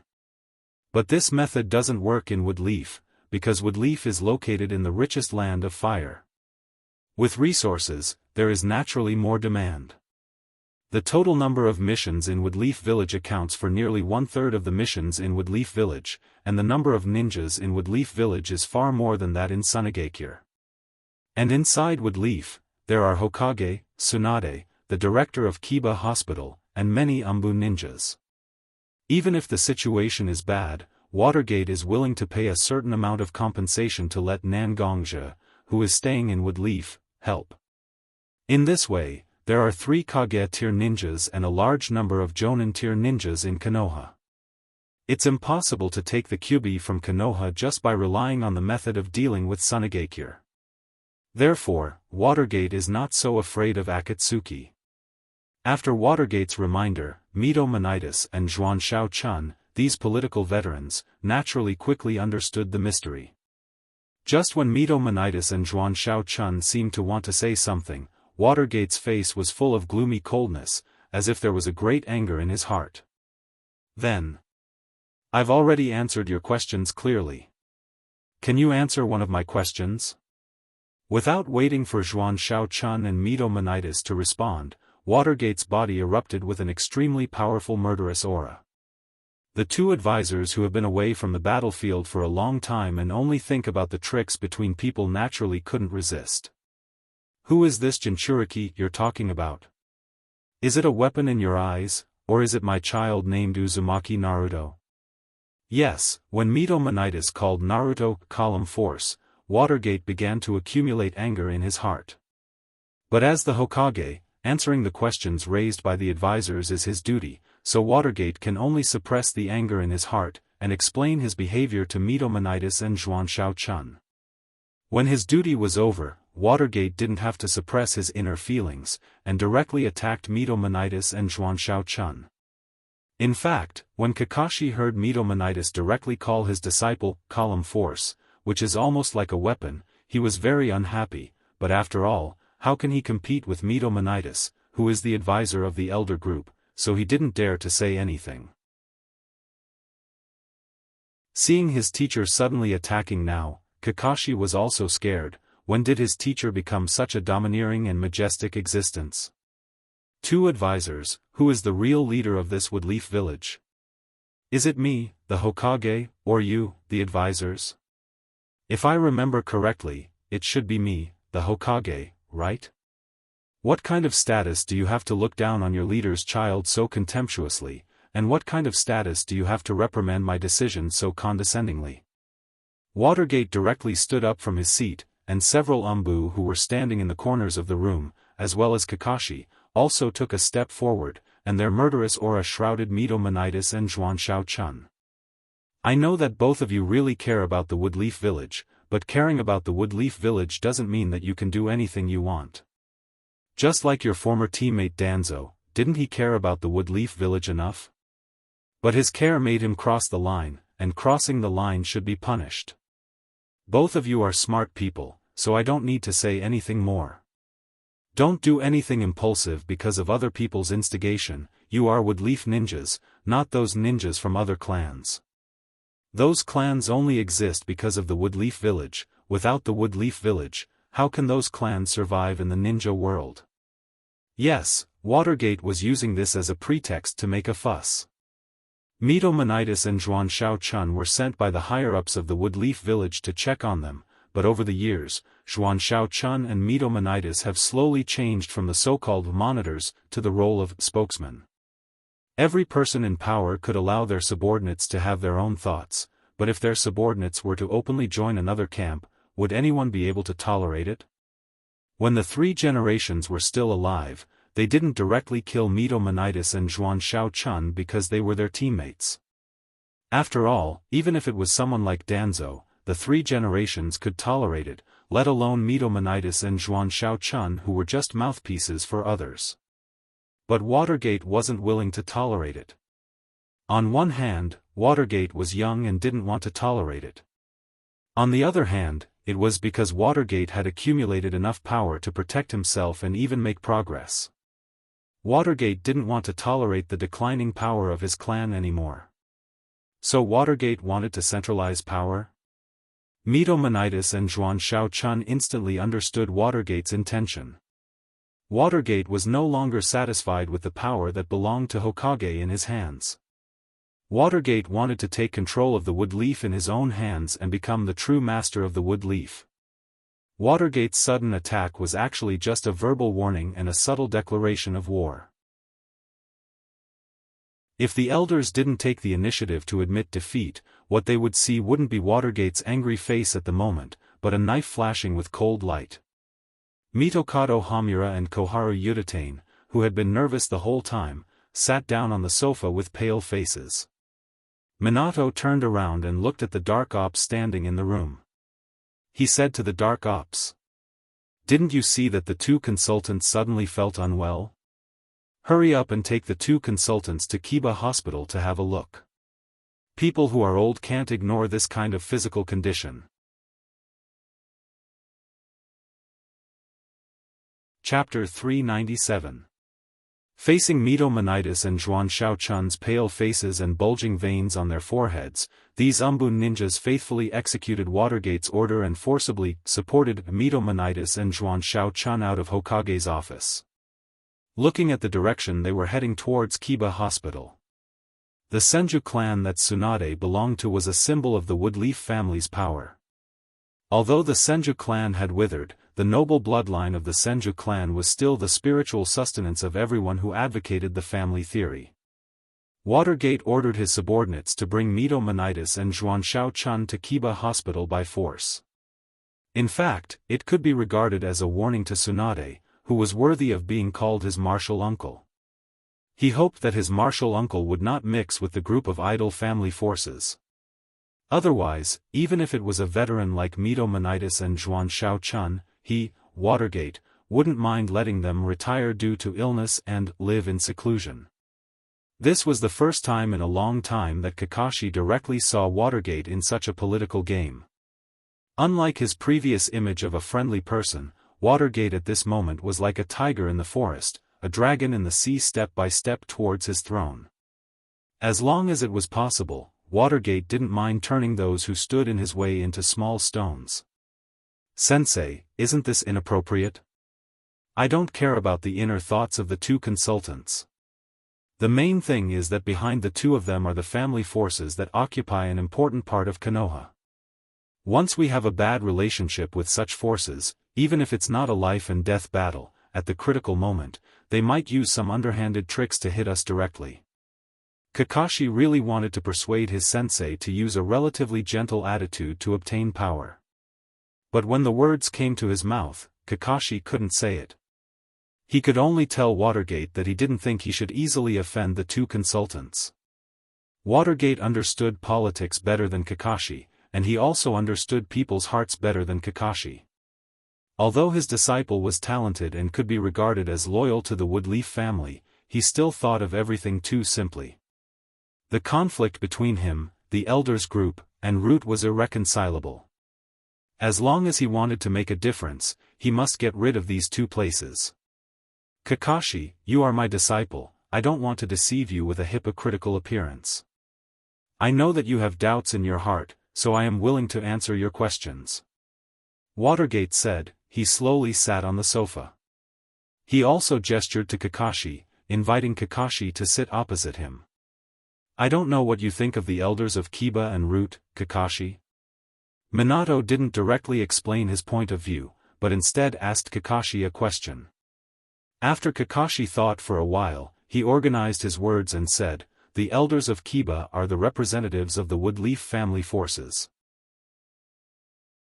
They are a way for the Woodleaf Hokage to control the family forces. To a certain extent, they monitor the daily activities of each family to ensure the internal unity of the Woodleaf village. Root is a branch of the Umbu, but their purpose is more inhumane than the Umbu. They train ninjas into pure killing machines. Although they solve a lot of problems for the Woodleaf village, they are on the verge of losing control, so they need to be eliminated. Kakashi himself is from the Hatake family. Although it is not a prominent family, because of his father Hatake Mauso's outstanding achievements, they can be regarded as a slightly core position of the Woodleaf family forces. Although these family forces are nominally subordinate to the Woodleaf village, once the Woodleaf village is in trouble, they will also contribute, but when the interests of the family and the village are in conflict, in fact, most people will still choose to protect their family interests. But Kakashi can't say this to Watergate, because according to the current temper of Watergate, if he hears Kakashi's words, he really doesn't know how to react. And Kakashi himself has also been in the Umbu for a long time, and he has also cooperated with the Root ninjas, so he has some understanding of them. To be honest, Kakashi even feels that compared to these ninjas from Root, he is simply like the so-called samurai who has been eliminated by the times, holding a katana, shouting the spirit of the samurai, and only seeking victory in a direct confrontation. As long as the mission can be completed, the Root ninjas will ruthlessly trample all the so-called self-esteem and pride under their feet. Even if the assassination target is just an ordinary businessman, the Root ninjas will carefully study the person's life pattern until they make a plan without any negligence, and as long as they are persistent, the plan will be murderous. But after all, Root has become history, and it was his sensei who personally turned it into history, so Kakashi naturally can't say the slightly hidden feelings of reverence. Instead, he has to praise his sensei's reasonable actions. Kakashi is no longer the child who doesn't care about anything. Looking at Kakashi sitting opposite him, who has a nervous expression like a primary school student facing an exam, Watergate couldn't help but say with a smile. At this moment, Kakashi also felt that he didn't do well. This kind of deliberately avoiding the important and dwelling on the trivial, and even a little flattering words are not what his sensei really wants to hear, but Kakashi doesn't regret it, because this is also part of Watergate's test. Konoha's elder group is indeed the core of the family's power, but I think as the head of the Hatake clan, you should know about the mysteries of it even if you don't say it clearly. The family is a force that seeks stability, but to truly develop, stability is the worst choice. As for Root, you don't have to blindly condemn them. Because the plan to eliminate Root is not aimed at the Woodleaf's Root, but at Danzo's Root. For the Woodleaf, Root is indispensable, but this kind of power can only be controlled by the Hokage, and in the hands of others, it can become a sharp blade that can hurt the Woodleaf at any time. Although I have announced to the public that all the captured ninjas in Root have been properly arranged according to their wishes. However, how could these people, who were born to kill, give up the only thing they were good at? This time, I called you here to talk about some of the Root ninjas that I have received.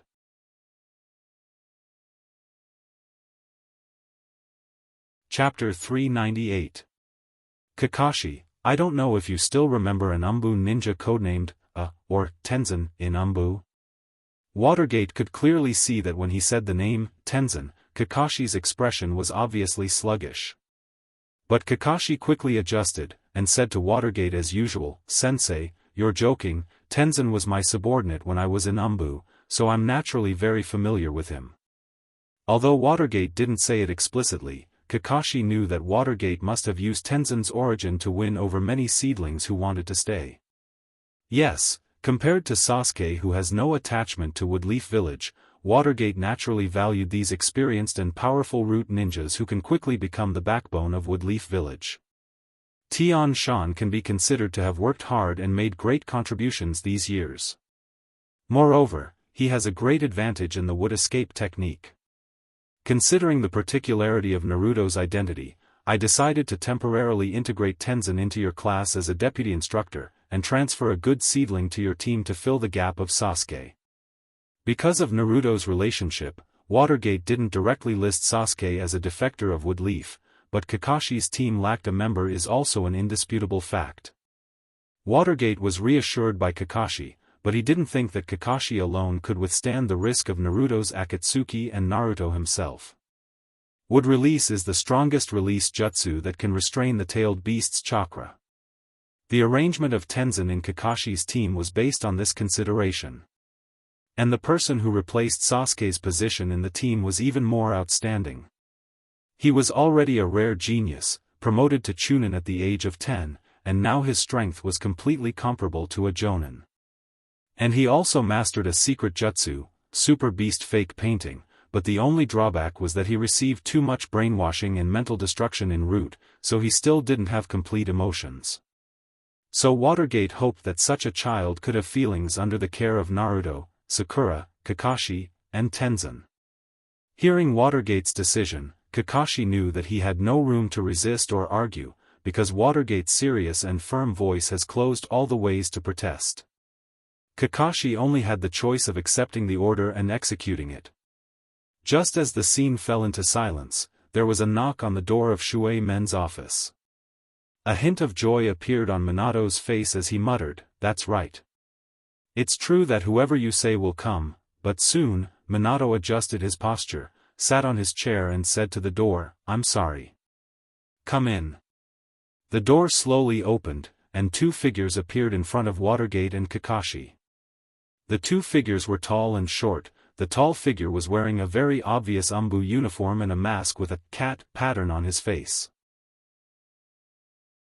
The slightly shorter figure was wearing a black short-sleeved uniform. He looked very capable, he had slightly long hair, and his skin was very white, even to an unnatural degree.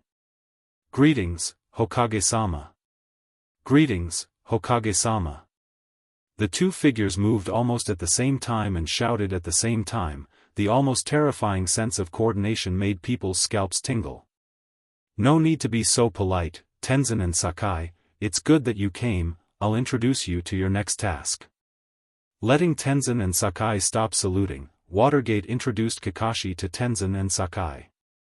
Needless to say, Tian Shan had a very close relationship with Kakashi. With a little excitement in his eyes, Tian Shan greeted Kakashi.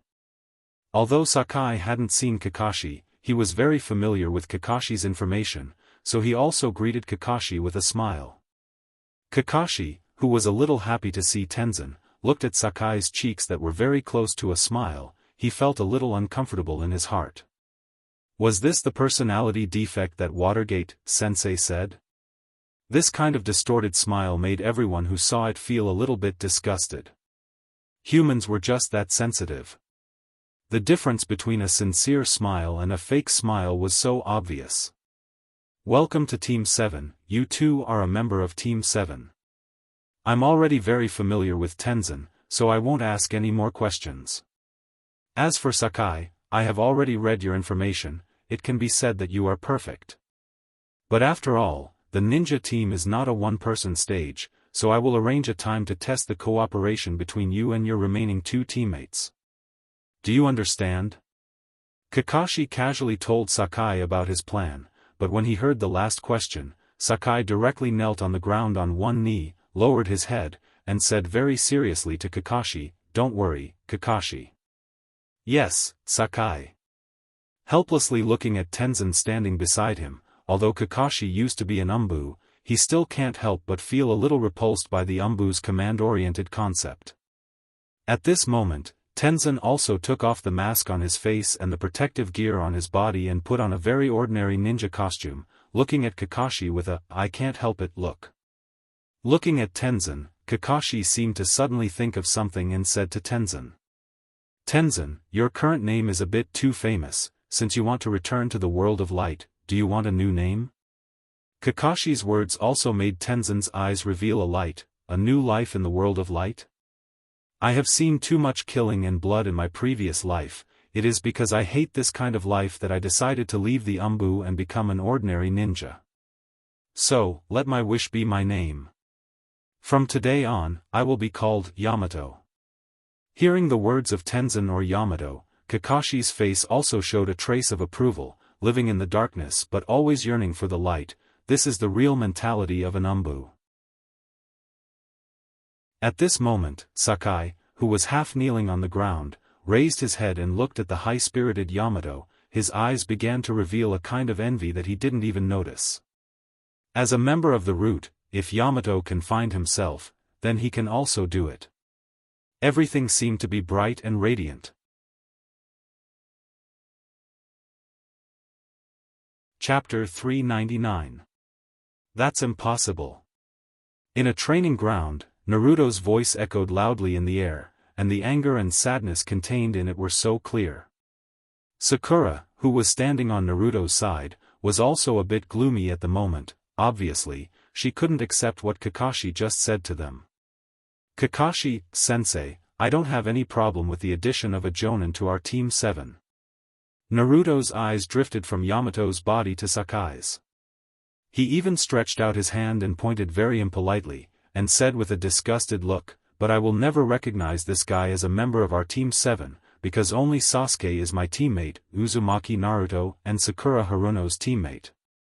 Looking at Naruto who was shouting in front of him, and recalling the scheming and far-sighted Watergate-sensei, Kakashi couldn't help but want to ask Watergate if this Naruto was his child.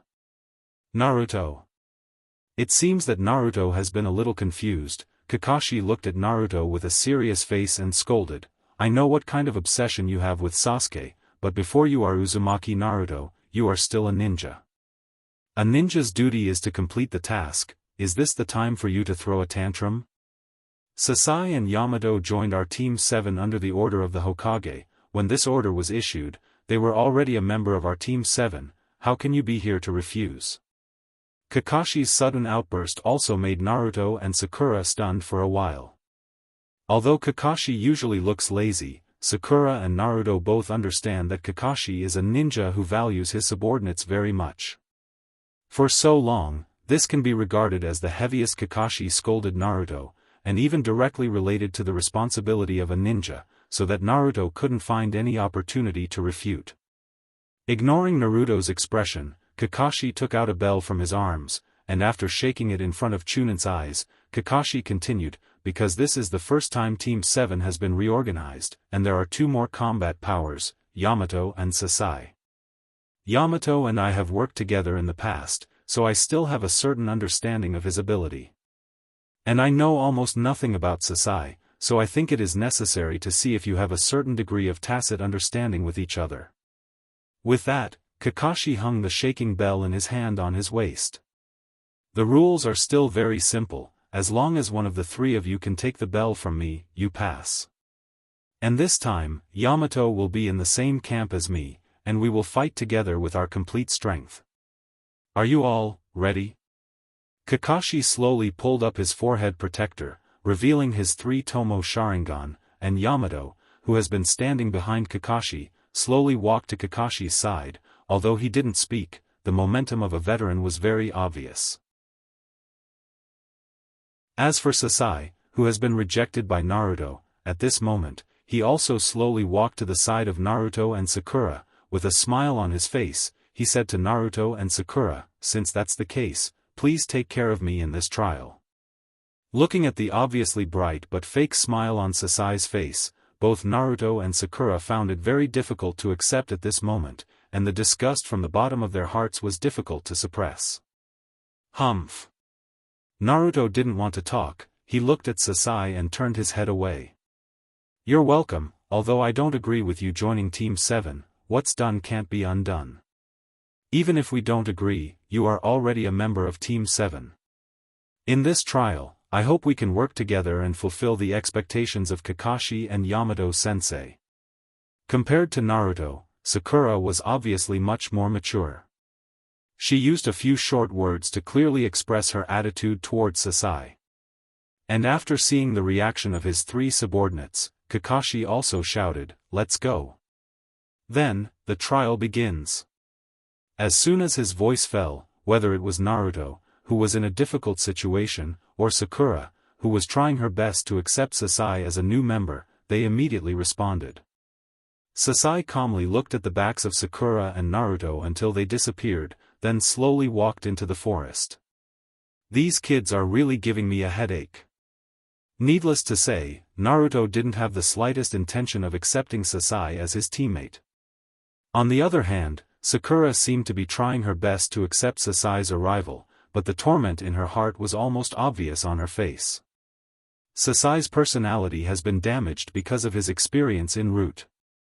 If he meets a pair of ninjas like Naruto and Sakura, who are very emotional, I don't know what kind of sparks will fly.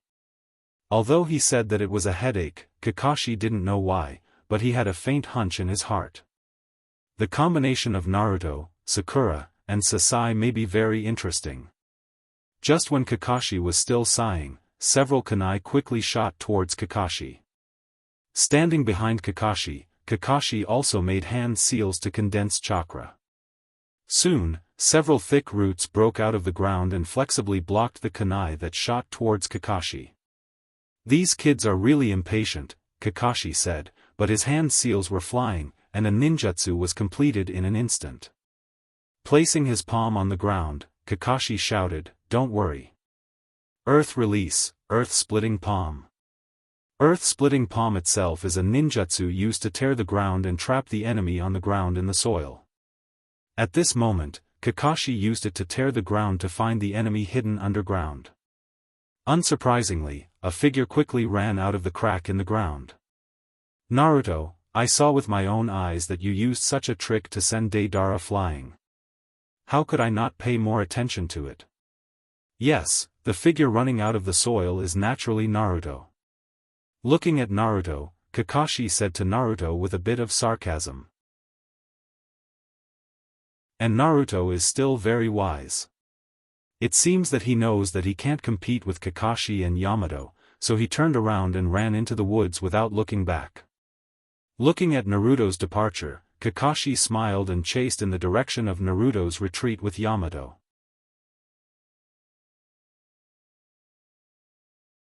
Chapter 400. If it was during a normal mission, Kakashi and Yamato wouldn't be fooled by Naruto's simple trick of luring the enemy deep into the forest. After all, Kakashi and Yamato were both members of the Umbu. Their experience was very rich. But now, it's just a trial to test the team's tacit understanding, so Yamato and Kakashi are willing to ignore some small tricks to see what's different about this new three-person team.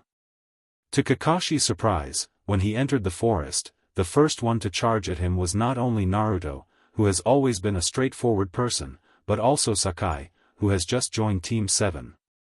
Naruto is a little behind Sakai.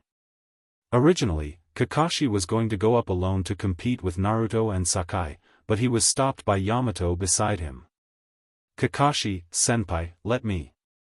Yamato's slightly honest face showed a smile, and said to Kakashi, "Senpai, you do know me well, but I always have to show my strength in front of these children, let them know that I, as a jonin, am also very powerful." Hearing Yamato's words, Kakashi thought about it carefully and felt that what Yamato said was right. He really should let Yamato show his strength in front of his subordinates. Making a little space for Yamato, Kakashi opened his mouth and said, "Be careful." Sakai and Naruto on the opposite side are actually. While talking, Kakashi's 3-tomo Sharingan in his left eye also slowly rotated, and his gaze moved between Sakai and Naruto, as if he saw some clues.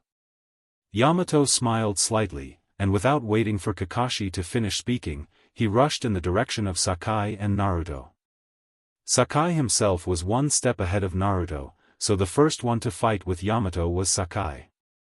Unexpectedly, Sasai, who originally looked a little feminine, was bold and full of vigor when he used taijutsu. Although there were still some small flaws in his movements, he relied on his indomitable momentum to make up for these flaws. The two of them fought back and forth for a while, and Naruto, who was behind Sasai, was constantly looking for opportunities to attack Yamato's flaws. The tacit understanding between the two didn't look like two people at all. Sasai's kick forced Yamato to dodge. God knew how Sasai could have such great strength. Every time their fists collided, Yamato's arm would feel numb. Naruto, who was supposed to come up and take advantage of the situation, quietly hid his figure behind Sakai at this moment. He secretly put his left hand behind his back, and Naruto also stretched out his hands to cover Sakai's left hand. A chakra group quietly appeared. It was Naruto's best ninjutsu, Rasengan. Ha! Sakai pressed the Rasengan in his hand on Yamato's body, who was half-squatting at the moment. It seems that he hasn't recovered from the dodging posture just now. Yamato's body was directly hit, and Sakai's body also rose with smoke and turned into Naruto's appearance. Yamato-sensei, you seem to be just like this. With a bit of showing off, Naruto looked at Yamato, who seemed to be injured in a big pit on the ground. But Yamato didn't move at all in the pit. Naruto scratched his head slightly and said to himself in embarrassment, "That's right. Strange, I have already restrained my strength just now. Yamato-sensei can't be so weak that he was seriously injured by me, right?" Naruto just wanted to walk into the pit he made to see Yamato-sensei's situation, but a voice suddenly sounded. "Stupid Naruto, why don't you retreat quickly, it's a trap." The owner of the voice was naturally Sakura. She was lurking in the place where Naruto and Yamato fought. Although Naruto used the shadow clone jutsu and then turned into Sakai's appearance to fight Yamato, Sakura quickly noticed that the so-called Sakai taijutsu routine was exactly the same as Naruto's. Needless to say, Naruto must have done something. But she was more familiar with Naruto. Could she be sure that Yamato and Sakai were not familiar with each other? So Sakura did not directly go forward to fight against Yamato with Naruto. Instead, she lurked to the side and waited for an opportunity. Naruto's combo just now was actually very unexpected. After all, if it was Naruto who used Rasengan, he would definitely be guarded against. But for someone who had nothing to do with Naruto to suddenly use Rasengan, it was indeed very surprising. Originally, Sakura was ready to directly help Naruto take down Yamato-sensei at this time, but Sakura was a girl after all, and she observed things very carefully. Sakura was obviously aware that there was something wrong with Yamato's incoherent movement when he got up, and when Yamato was hit to the ground by the Rasengan, Sakura was very careful to notice that there were a few pieces of wood flying around Yamato's body. So when she saw that Naruto was about to approach Naruto, she didn't care about hiding her figure, and immediately shouted, wanting to prevent Naruto from getting hit. But when Naruto heard Sakura's voice, he had already taken a step forward. For a while, the ground began to churn, and finger-sized tree roots rushed out of the soil and directly wrapped around Naruto's foot. The tree roots seemed to have a life of their own, and immediately climbed along Naruto's foot to Naruto's body. Layers of thumb-sized tree roots directly wrapped Naruto in it, leaving only Naruto's head exposed in the air. The color of Yamato, who was originally lying in the big pit, slowly faded, and turned into the color of wood. The real Yamato came out of the woods on the side, and suddenly accelerated directly toward the exposed Sakura. Chakra was constantly flowing in his body as he formed a hand seal. The bushes that Sakura was hiding in seemed to be alive, twisting their bodies as if they wanted to wrap Sakura tightly in it. Sakura made a prompt decision and directly came out of the bushes. Looking at the direction, it seemed that she was going to rescue Naruto, who was trapped in the tree roots. After all, there were only 3 ninjas on her side, and relatively speaking, the cooperation between her and Naruto was perfect, and rescuing Naruto was naturally the best choice. Seeing Sakura's intention, Yamato also made hand seals. Mokuton, giant wood pillar technique. A thick wood suddenly broke out of the ground and blocked in front of Sakura.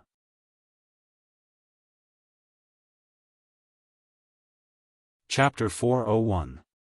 Yamato naturally didn't think that his great wooden pillar jutsu could stop Sakura, but such a huge wooden pillar wasn't easy to bypass. Such a huge wooden pillar appeared in Sakura's path to Naruto, but Sakura didn't intend to dodge at all. Speed is important in war, not only in war, but also when ninjas fight against ninjas, they also pay attention to their own speed. Because as long as there is a trace of hesitation, it will expose a fatal flaw to the opponent. Yamato wanted to use his great wooden pillar jutsu to block Sakura from saving Naruto, and Sakura wanted to use her great strength to break the huge wooden pillar in front of her to buy time. Sakura herself was a top student in the ninja academy. Woodleaf's first Hokage's wood release was naturally not to be underestimated, so at this moment, her black-gloved fist was constantly condensing chakra, preparing to launch a shocking blow. Yamato looked at Sakura's appearance of using great strength, but he didn't do anything to stop it, as if he was letting Sakura use her full strength. Ha! Sakura shouted violently, and her fist directly hit the huge wooden pillar. A strong wind blew in all directions, but the huge wooden pillar didn't seem to be damaged. Sakura gathered more chakra on her fist, and even blue veins appeared on her forehead. She shouted, "Break!" The huge wooden pillar that originally looked undamaged directly shattered into pieces of wood less than 10 centimeters in size under the huge force of Sakura's great strength. Yamato, who was standing on the side, didn't have time to react. Although he knew that Sakura was Tsunade's disciple, he didn't expect that Sakura's great strength was so proficient. Sakura naturally knew that Yamato was actually holding back, and Kakashi, who was standing on the side, didn't move. Because of this inner tension, Sakura used the great strength on her feet, and suddenly her speed soared again. Seeing that she was about to get close to Naruto, a voice appeared in Sakura's ears. Earth release, heart beheading technique. A hand suddenly emerged from the ground under Sakura's feet, the hand wrapped in chakra grabbed Sakura's ankle. Sakura knew that Kakashi, who has been watching from the side, made a move, but she didn't panic at all. Instead, she raised her other foot that wasn't caught by the hand, and fiercely stepped on the ground. Great strength, pain heaven's kick. In an instant, the flat ground at this moment, it quickly collapsed at this moment. The move that Kakashi used to deal with Naruto was perfectly returned at this moment by Sakura, but Kakashi didn't attack blindly like Naruto. Instead, he was very cautious and retreated to Yamato's side. Sakura has really unknowingly become very powerful. I haven't seen her for only a few years, and she can already beat me to this extent? Kakashi couldn't help but secretly mutter to himself, as if his daughter had grown up and didn't need the care of a middle-aged uncle as a father. Senpai, do we really not need to continue to stop Sakura from rescuing Naruto? Yamato was still very concerned about the trial, and he still couldn't understand why Kakashi didn't do anything after stopping him once. Yamato, you have to remember one thing. Kakashi looked back at Yamato, and said very seriously, you are no longer Tenzo, who existed in the dark operation just to complete orders. You are now the guidance ninja of this group of children. The reason why we are fighting them now is not because we want to win, but to make these children more united. It's not that we don't resist, but we still need to make some timely guidance, for example. It's already effective now. After saying that, Kakashi's finger pointed at him. Yamato looked in the direction that Kakashi pointed and found that 2 ink-like black rats had already arrived near the tree root that bound Naruto, and several ink-like pythons were quickly rushing towards Kakashi and Yamato's location. After all, Sakai is from the dark operation, and he knows very well what kind of situation he should use his strength in. Just like now, he is using his Super Beast pseudo-painting to restrain us on one hand, and help Sakura to untie Naruto on the other hand. While talking, the ink-like pythons rushing towards Kakashi and Yamato were already in front of them. Yamato and Kakashi didn't relax, and each of them directly took out a kunai and held it in their hands, entangling with the pythons. Sakura quickly approached Naruto, who was wrapped in the tree root.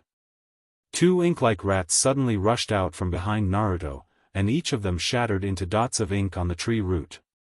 These dots are the key points to destroy the tree root, and they were specially marked by Sakai for Sakura. Sakura also didn't hesitate, she directly used her monstrous strength to tear off all the dots of ink on the tree root. The tree root that originally looked so solid that even a brute like Naruto couldn't directly destroy it was now easily torn apart like a piece of cloth. Sakura, looking at Sakura who saved him, Naruto's face showed a very obvious embarrassment, but at this moment, Sakura said to Naruto with a heroic spirit, "There's no need to be so polite, I've been worried about you for so many years.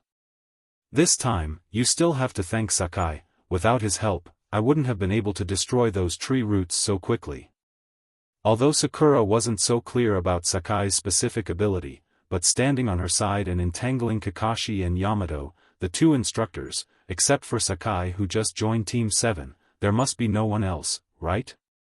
Naruto's face also showed a complicated look, because even if Naruto has a certain prejudice against Sakai, Sakai's own strength and ability to observe the battle situation are very admirable.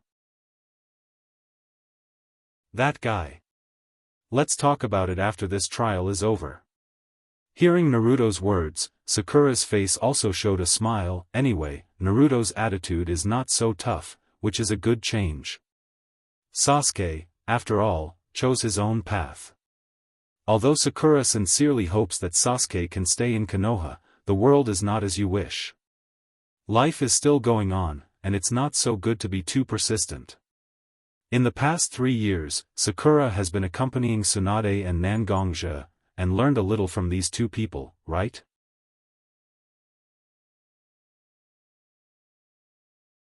Chapter 402. After rescuing Naruto from the roots, a small black mouse once again appeared in front of Naruto and Sakura. Sakura slightly looked back at Kakashi and Yamato, who seemed to be still entangled with the black python, and ran in the direction pointed by the black mouse. Following the black mouse's guidance, and removing some of the traces left behind by herself and Naruto, Sakura and Naruto finally saw Sasai and approached him.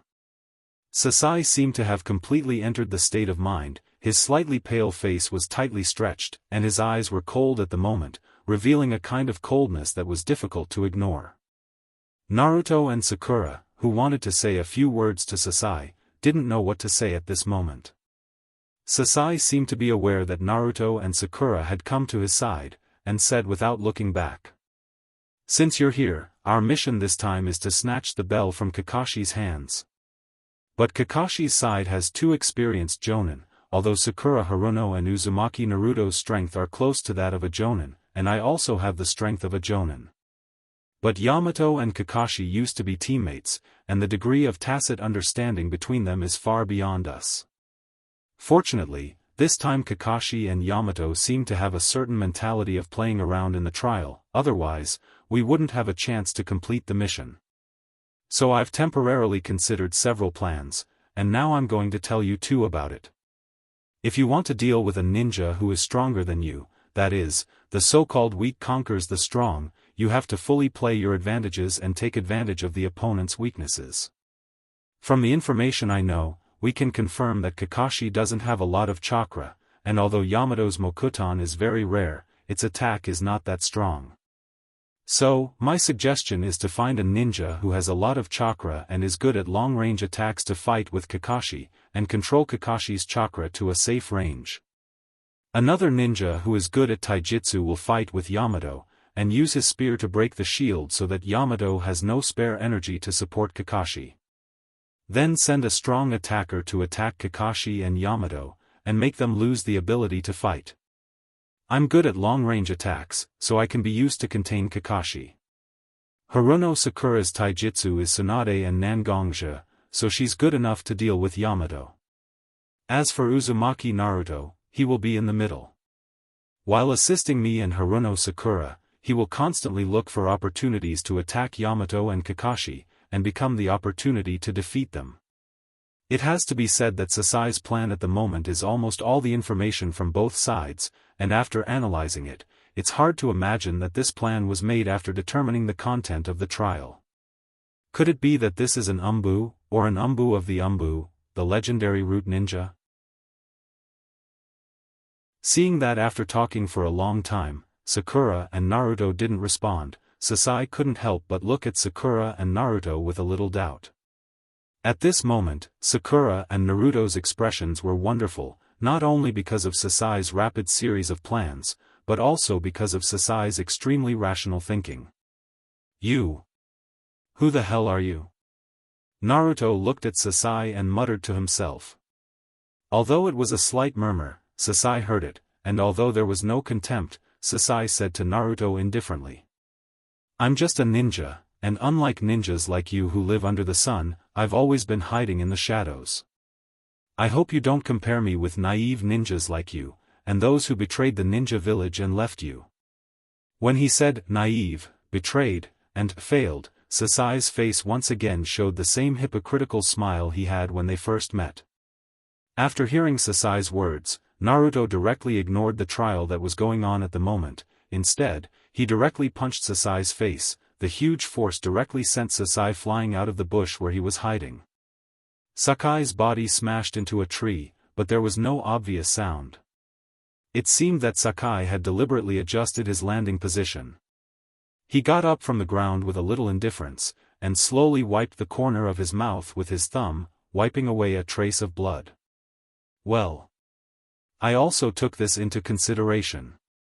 Although I have tried my best to adjust my landing posture, hoping not to attract the attention of Hatake Kakashi and Yamato, after all, they are two veteran ninjas, we can't be careless, so now we'd better quickly change our position, and then carry out our plan. Obviously, he was punched directly, and even blood came out, but Sasai acted as if the person who was punched was not him. He walked to the side of Naruto and Sakura, and proposed to the two of them that he should change his position. Seeing Sasai's performance, Naruto didn't know what to say for a while. On the contrary, Sakura slowly stood up and said to Sasai, "Sorry, Naruto was too impulsive. He just heard something he didn't want to hear, so he directly attacked you. Please forgive his recklessness." Sasai glanced at Sakura and Naruto who was sitting on the ground, and said indifferently, "It's nothing, I just didn't expect there to be a reasonable person in Team 7, after all, what I said was." Before the word truth came out of Sasai's mouth, Sakura directly punched Sasai's face, and it was a punch with a certain monstrous force, directly knocking Sasai from standing directly to the ground, and even some spiderweb-like cracks appeared on the ground. Sakura's face became a little distorted at this moment, and said to Sasai who was lying on the ground, "But I don't need your forgiveness. Sasuke is the teammate of Naruto and we have decided to entrust our lives to each other. If you still want to insult my teammate like this, I don't mind continuing to beat you up." Sasai looked at Sakura, and Naruto also looked at Sakura. It seemed that they didn't expect Sakura to break out at this time. Kakashi and Yamato also quickly discovered the abnormality here and rushed over. Seeing Sasai being knocked to the ground, and Sakura and Naruto being silent, their faces were full of bitter smiles for a while.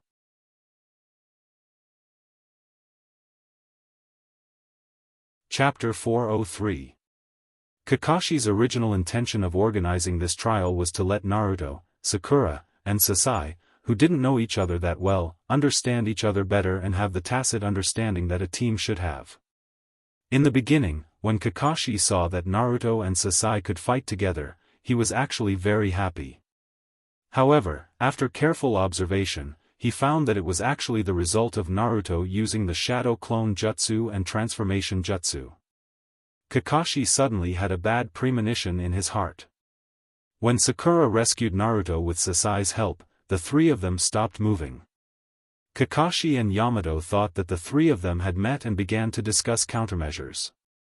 Just as the two of them were looking forward to seeing what kind of new cooperation they could come up with, the unexpected noise here attracted Kakashi and Yamato's attention. Looking at the angry Sakura, the indignant Naruto, and the confused and vicious Sasai on the ground, both Kakashi and Yamato felt a headache coming on. Sure enough. Was this the rebellion of adolescence? Kakashi and Yamato looked at each other.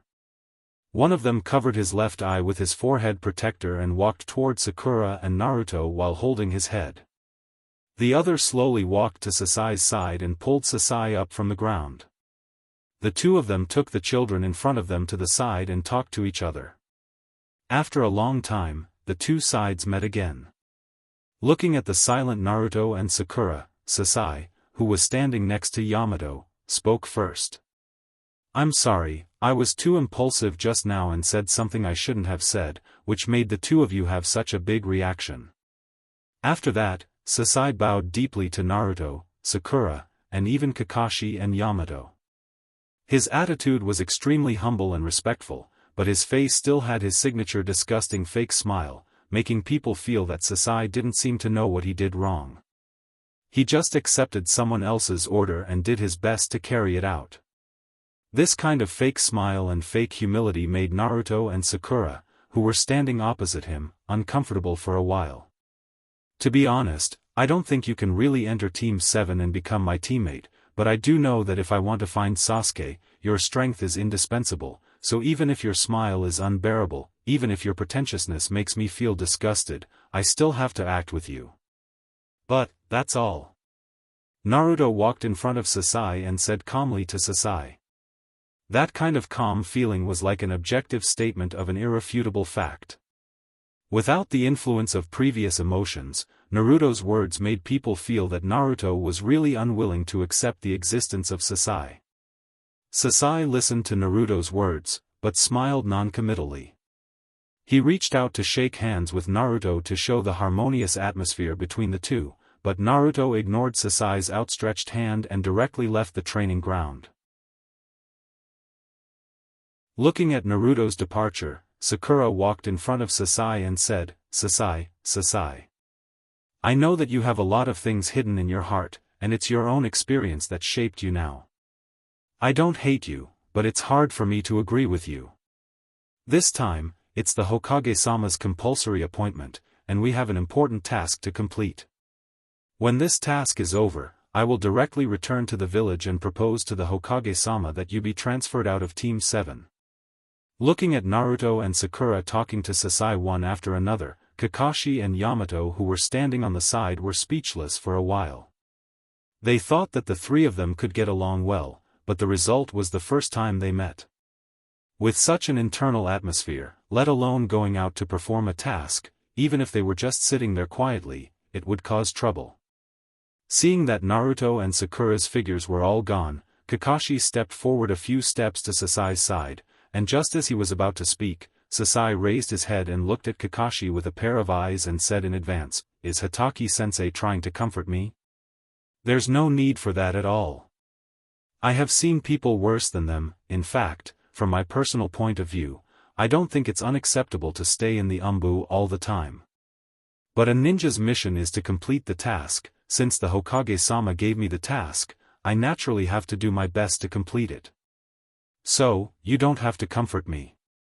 As long as it's to complete the task, I can face anything." Suddenly being rebuked by the person he wanted to comfort, even Kakashi suddenly didn't know what to say. Kakashi, who was speechless, could only watch Sasai leave the training ground. Yamato, who had been silent beside him, seemed to be defending Sasai and said to Kakashi, "Kakashi-san, I hope you don't lower yourself to Sasai's level. This child has also experienced a lot of bad things." With that, Yamato also told some information about Sasai that he got from Watergate not long ago to Kakashi. Whether it was Sasai being forced to kill his brother Shin, or Shimura Danzo being able to erase Sasai's feelings and turn Sasai into a killing tool in his hands, Yamato told Kakashi everything clearly. Kakashi thought that he was clear enough about the darkness hidden in Konoha, but Sakai's life was almost the same as the cultivation method of the mist, which was known as the blood mist. Thinking of the former Haku, and seeing the current Sasai, Kakashi's heart couldn't help but hope that Sasai can recover from this abnormal state. After all, whether it was Gen or Danzo, they were no longer in Woodleaf Village, and no one will harm a child like Sasai anymore. Yamato, I understand what you mean. Sasai was indeed a pitiful child, and I naturally hoped that I could help this child as much as I could. Now, everything is still the task. I believe that all the pain will slowly fade away. Hearing Kakashi's words, Yamato could only nod and agree with Kakashi's point of view. When rescuing Gaara, Sasori told Sakura that his spy will meet with him at the World Bridge in Kusanagi country 10 days later. Such news was naturally immediately reported to Watergate's desk. Watergate doesn't care about Sasuke, but Watergate cares about Orochimaru's information. This is why Watergate was so eager to complete Kakashi's team, and even added an experienced Umbu ninja. You're tuning in to the Xiaofan's Wuxia Tales YouTube channel. Don't forget to subscribe and join us on this journey to catch the most captivating stories.